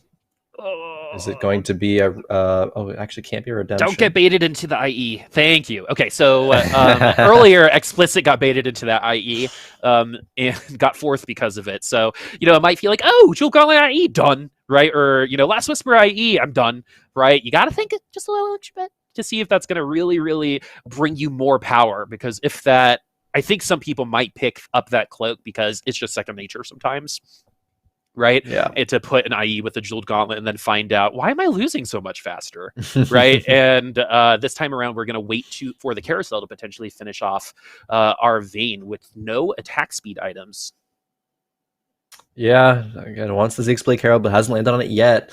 Explicit has landed on some upgrades, not any 3 stars yet, unfortunately. So Explicit, all they stabilize for now. I'm still worried for their future. They're going to get first pick in the carousel, though. And ClutchinPenguin going to get a pretty early pick as well. The lobby is very, very split when it comes to bot 4 and top 4. 44 to 38 HP in the bot 4, and 83 to 72 in the top 4. That's pretty similar gap, but a bit of around 30 HP difference in between. Yeah, I'm a betting man, and I would say that at around 5-1, 5-2, it's going to be way more even in that 3rd and 4th place. The game's designed to do that. That's why it's an easy bet, right? Maybe we'll get an elimination. Maybe first place might still kind of lead pole to pole, but everyone else will inevitably get closer in power because, again, in the late game, that kind of power differential sometimes comes down to positioning or a Zephyr. Right? Because the power levels become a little equalized. You have to do a little extra something to win out in that particular round. Sometimes it's itemization. Sometimes, again, that's the Zephyr or a Trap Claw or something like that to make kind of something different happen in that round. Because if you're losing and you don't do anything differently, right, you're probably going to lose. But sometimes with the addition of some items or some units, you're able to cause a difference, and maybe that difference is enough to bring you victory. Speaking of difference, I think ClutchinPenguin not getting that belt might be the difference maker between stabilizing and not. Really unfortunate there. 33 HP, and they lose the coin flip on the pick. Not able to get the Zeke's Bleak Herald online, but now they got to think about what else they're going to build. It's going to be Bramble for, say, a Hecarim. Hecarim was nerfed, is a little bit weaker. Going for a bit of a Warwick reroll, it looks like, as well. And they can't get any more shadow components, so I think this Zeke's might just be slammed. Maybe not onto the Vein. Might just be a Zeke's onto a Victor to buff the Vein up. Leave the slot still open. A little bit of support, a little extra support, right? Yeah. Get to that first ult a little faster. Yeah, it looks like it's going to the Victor. Really thinking about it though, but we'll land on this as a decision. Mm-hmm. Hopefully we'll get something like a Rage Blade or a Zeke's Bleak Herald in future carousels. Or actually, I guess the 5-2 Armory does happen, and it can come through with some items. Right? Draven 2, very early on. Not super early on, but level 8 is a little early coming. For Con on the other side of the board, but with a nice Ash arrow. That's going to be it for the Draven. Draven just, it's kind of like, there's always one meta comp that just doesn't quite do that well at Fight Night Rising. You know, it's been it's been Kale for like two sets. Ari was another one, and I think when it comes to Fight Night Rising, Draven is kind of like the new one that's just a little disappointing. Because I've seen Dravens pick off first and seconds, but it's not really been dominant whatsoever, unless we're talking about that singular Nocturne round from 2 lobbies ago or less. No, it really hasn't been. And that's very interesting, and also interesting to see a skirmisher player finally come through with 6 skirmishers. Is going to go against that Draven board, of course. And Khroen, I mean, Khroen has got this Draven board rather strong. His level 8 is still pretty healthy in HP on 55. This Pantheon items are fantastic. The Nidalee, gets taken out. I think Khroen could be a contender for a first place board. I don't think other members in this lobby are like super strong like we've seen in previous games. So the potential is there. Javaday just go on a 5-win streak, however. Right? And for everyone watching on the computer, this is getting pretty tight here at the end. If you want to watch individual POVs, you can hover over the video and it'll show everyone's Twitch streams if they are streaming. So you can click and follow everyone that might end up becoming a regular in the Dawnbringer circuit, right? People like Sphinx, people like Marcel P have all come through Fight Night Rising and are still around and have started to peak in that upper echelon. So if you want to participate in something like Fight Night Rising, there is a command in the chat that you can do that with. But again, with things getting slow, if you want to watch like a specific roll down, you can do that by hovering over the screen. Just wanted to let everyone know. Yep. Nice to be able to catch a bunch of perspectives. Maybe one day when we have spectator mode, we can do that ourselves here on this stream, but not for now. The tech isn't there yet. XD. But Conmigo, the tech is there for another Karma board for Dawnbringer. Wants to be 4 Invoker. We have the Teemo. We are just missing Ivern, but Ivern's in the shop. 5 Dawnbringer. I mean, we could take one of them out. We don't, but we do take out the Taric. All right. Okay. We have our Invokers. Yep. Are we... It seems like we're just committing to 2. It seems like it's either the Karma Teemo or the Karma Ivern. And then we go to 4 a little bit later on, but it doesn't seem like we're really rushing to the 4 we have 4 Invokers. We have 4 right now. Do we? 1, 2, 3. Dude, counting is hard, man. Counting is hard, especially when I can just read it on the left. Right? Jesus. I thought 165 was lower than 150 earlier today. I was struggling. I need some smart water or something. But this board is not really struggling anymore, as we are going to have 4 Invokers. And we actually miss our Karma ult there. And we're going to throw it. I love Syndros. It's so funny to me, especially like when it's a 1v1 against a Cavalier and she just consistently throws and it charges back, throws out again, charges back. Those are the types of rounds I like seeing. But we finally have some direction. We finally have a win under our board, and now we can move some items around. Maybe we want to put some items on Teemo. Maybe we want to put some items on the front line, like the Garen, to really push this front line to the next level. Buying the Teemo and losing HP from it. Didn't find the Teemo 2 yet, it looks like, but did get the Shadow Locket. That's great because it's going to be offset by the Invokers. Now we see skirmishers versus assassins. The Nidalee, as soon as she transforms, and she can start dodging all these assassin hits and get some great damage out. The Lee Sin as well with double Shadow Locket. Like, these tank stats there on all the units be affected by it is so large. And it might even come through with the win. No, not quite. If it got another ult off, maybe we could have thought about that possibility. But it was close nonetheless, and it's going to be probably going the other way once we land these upgrades like the Nidalee 3 and the Lee Sin 3, both 2 away and still 50 gold left to roll and find those. It's definitely going to happen. Even a Jax 2 coming through is a big upgrade. I've been pretty impressed with Donald's play throughout all 4 lobbies so far. Definitely one of the more consistent players that we had today. And we're feeling good about our skirmishers right now. Like you said, 2 away from the Lee Sin, 2 away from the Nidalee, 3 away from the Kennen, and we have the Dawnbreaker Soraka in the back line to maybe screw up some mana situation in the or get our own mana screwed up by a really well played Shroud of Stillness. Yeah, and talking about looking at the scores, right? Coming to this game, Donald and Explicit were tied with 20 points, but Explicit goes 8th, actually. The Renewers were not good enough. Balls in a Basket also goes 7th, unfortunately, so not playing spoiler there. Looking at this board, I mean, Khan still has the Draven, has the Rise, actually, with the Archangel Staff. That's going to be providing a lot of solid damage. The Nidalee just doesn't transform there. And I think because Nidalee was within the double lockets, so she just wasn't gaining mana. 1 locket is not that big of a deal. 2 is. Right? That is a lot more mana that you have to get back. Honestly, both I think actually are a pretty big deal. I think Nidalee... For Nidalee specifically, yes. Yeah, for Nidalee specifically, for sure. 0 lockets is probably best, but not going to be the case. I think Donald will reposition after that with that in mind. We do fortunately get a great item with the Shadow Runeans. Putting onto the Jax is huge. Still, rerolls need to come through because Donald is on a 4 loss streak. Has to start turning this around. Rolls are coming through pretty slowly. You have some time. Isn't moving it? You have to move it. I don't see any mouse intention right now. Please move it. Please. Please. No, Boop. I think the math with this Nidalee is like it's gonna take like 2-3 extra auto attacks to get her there. I think maybe we put her in the front line, so we all kind of like Ahri in the front line, but we don't have the GA. Yeah, and then all that kind of extra armor we got doesn't matter. It just doesn't matter because we're in the front line. Interesting choices here. Because you get 0 mana per auto at double lockouts. That's just the case. And against the true damage, I mean, all those resistances just don't matter.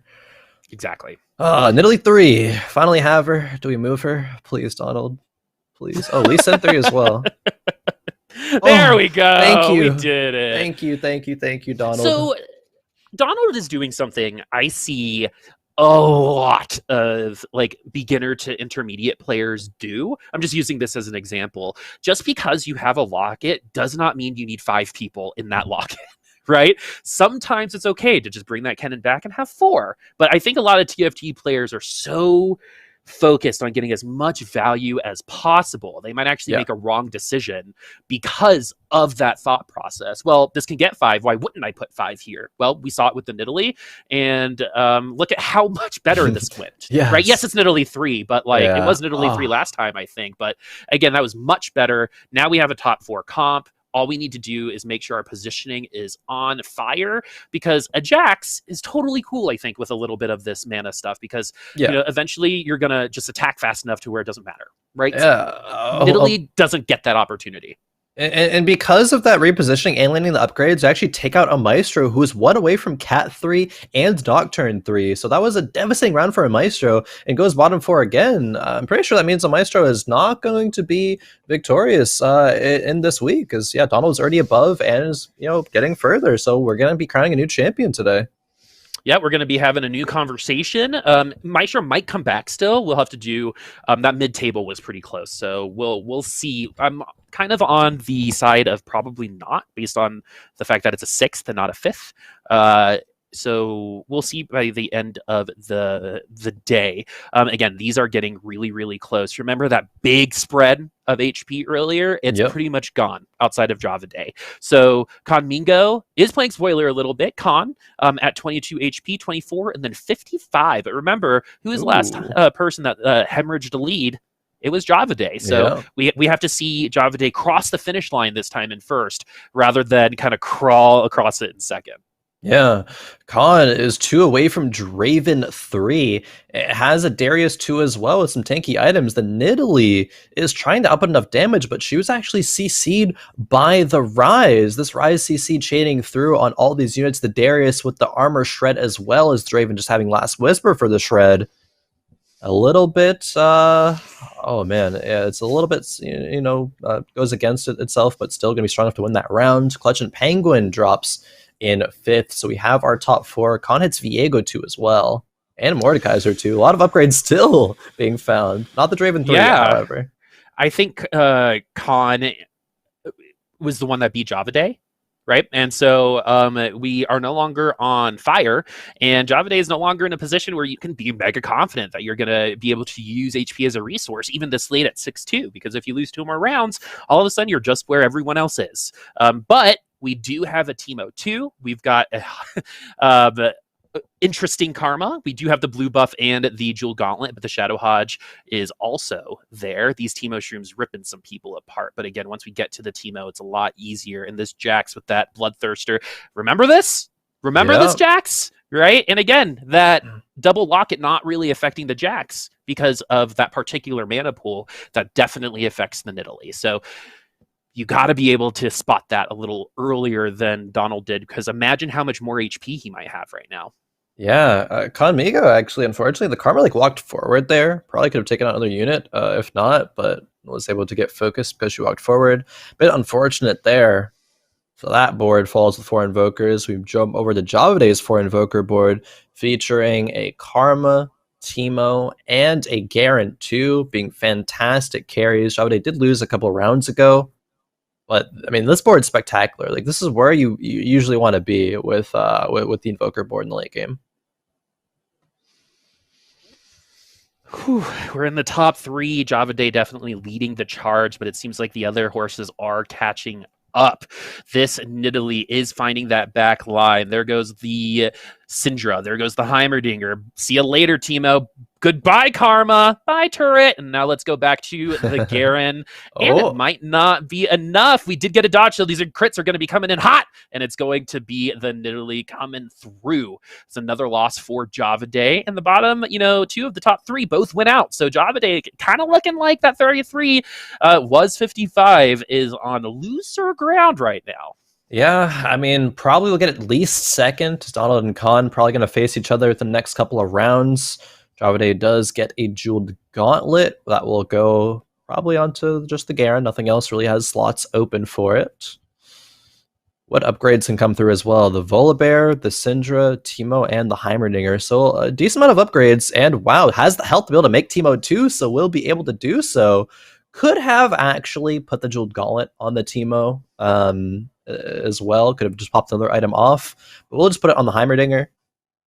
And even still, with Javaday buying those 2 Teemos, is still probably having 2 lives left. That was, I think, the big difference in quickly purchasing that Teemo upgrade. Yesterday, I did my math wrong, which I'm sure I've proven that is possible during this cast so far.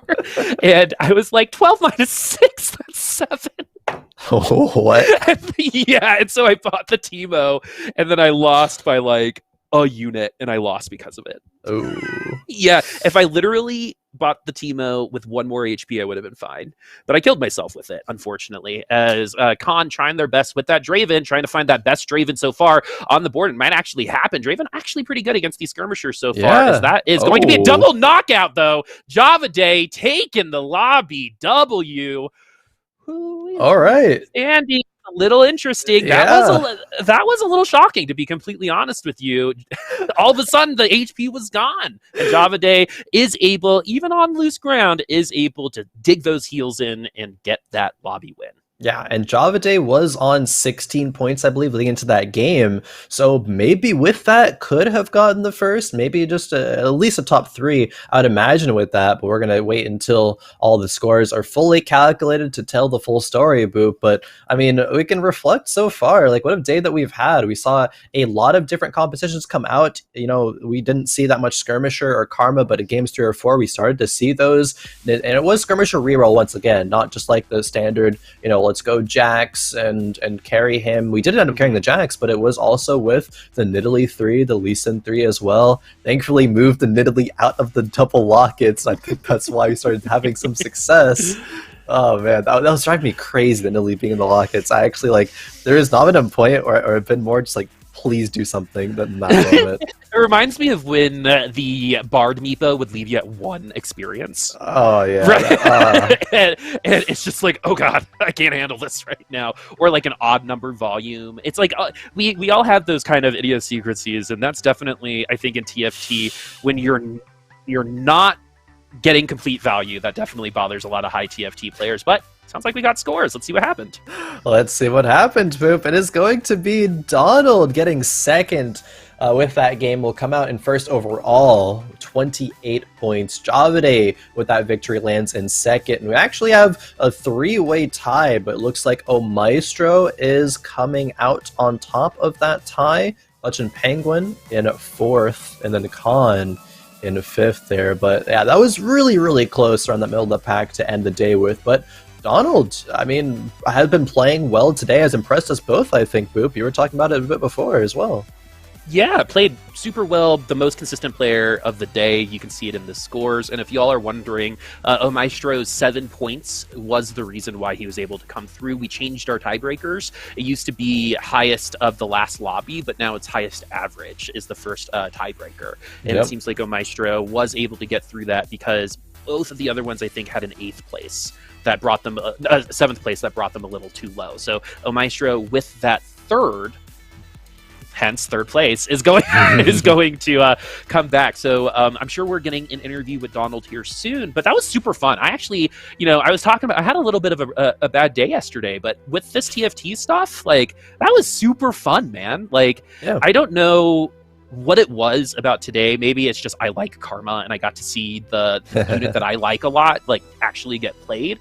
But in general, it was super cool just to, like, see that Karma and wait, are you going to get that off? Are you going to ult that last time? And, I think the hypest thing was the Lux Yasuo 1v1 from earlier, right? Like, those moments seem to be happening a lot more frequently, which is always good for the game. It makes the game a little longer, but I think when we get these 1v1 opportunities, those are always hype. Yeah, we got to think about 1v1, especially when think about Teemo. I don't think we saw any cruel procs pop off, but the potential for it there is always, it feels so good to be on the, rewarding end of that on the Teemo side, but on the opposite side, it is very much so just cruel. But I love today as well. We're going to get this interview online soon, but just looking over what we saw today, I think we both learned a lot, and hopefully everyone watching did learn a lot as well, because this is not only just a new patch, but it is a big patch at that. It changed a lot of the fundamentals of TFT, especially with that crit change coming through. It just changes the power dynamic for every single thing that uses IE or uses any crits. But I think we have the interview online. Donald, are you with us? Congratulations. Oh, okay, not quite yet. We'll be getting that interview soon. You know what I've noticed? If you do like air chops when this happens, it'll make it faster. Yeah. Yep. I think now we do. All right, Donald, are you with us here? Congratulations on your Fight Night victory.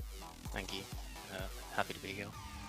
Yeah, happy to have you. Now, I want to open this up very broadly. I mean, this is a new patch 11.12, and it has changed a lot of things. I just want to get your first impressions on it. Like, what do you think is good? What did you like from the patch? Any things that you dislike from it? Just open up the floor to the broad patch as a whole. I think the balance is a lot better in the way that there's feels like there's a lot more comps you can play than the past patches, which is nice.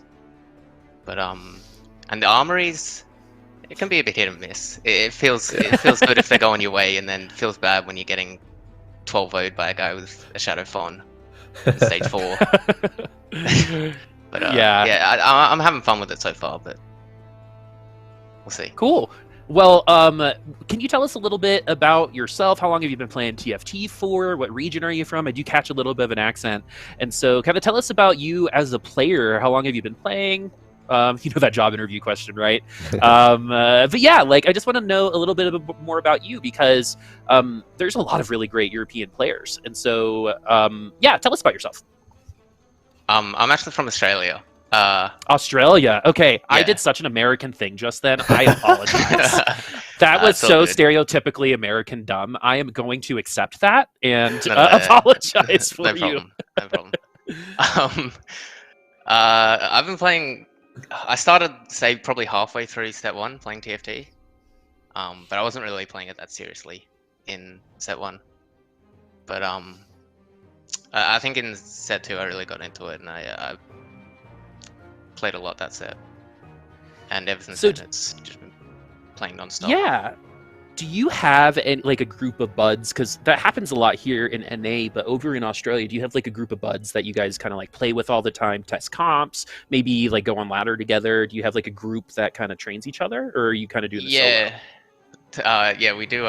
We talk a lot. There's a pretty close group in OCE. Yeah. Definitely. And I wanted to ask as well about just, I mean, I asked about the patch, but just you specifically, like, what do you think are your like favorite like play styles? Like, what do you think you excel in? Is it a specific comp? Is it a specific play style? Or like, what can we expect to see out of you, in the future, perhaps leading into next week? I'm not sure. I've been really liking Vel'Koz a lot this set, but I didn't play it today. But yeah, maybe in the future. Yeah. Not sure. I think I've liked Sins recently. Been playing that a lot, and I don't know. I'm not sure what to say other than that. Yeah, I mean, maybe it was a bit of a hard question. It is a new patch. We'll see what's good in the meta. We'll see what we land on. But hopefully some Vel'Koz will be able to pop up, and Assassins, of course, are still going to be strong with that Nocturne. But, once again, congratulations on your victory. We'll see you next week, and I want to give the floor to you for any shout-outs. Where can we find you on Twitch and Twitter and things before we let you go? My Twitch is Donaldinho AV. And shout out the homies staying up with me, especially Tiny Ding, who really wants a shout out. Okay. Well, we got one. There it is. There it is. Good friend right there. All right. Yeah, that's it. All right. Congratulations once again on your victory, and we will see you here next week, Donald, to defend your Fight Night title. Thank you. Thank you. Thank you. All right, Boop. There we have it. First Fight Night on patch 11.12. There's a lot to break down, and I'm sure, as we say a lot of the times, we'll see the meta wholly change by the time we are here again. There's 1 week, and players are going to be learning a lot in that time period. Totally, and this might only be the first little look into the looking glass or the crystal ball for these patches, because a lot of times there's an obvious winner of a patch, right? And that time, this time was Karma. You know what I mean? And so what happens after that is, okay, we have an obvious winner, but let's see how these other numbers might have affected other units in a small way, right? And so I'm really excited to see if this Karma thing is temporary flavor of the week type of situation, or if we're going to continue moving into this particular type of meta with attack damage not being as popular, right? Yeah. These Karma comps top 4'd in every lobby, I believe, when we had one, and one of them at least. So it's really interesting to me to see how long this will take. Are we going to have these Karma comps? Are we going to get a B patch? We don't know just yet. But in the future, I'm just excited to kind of see what develops from this experimentation.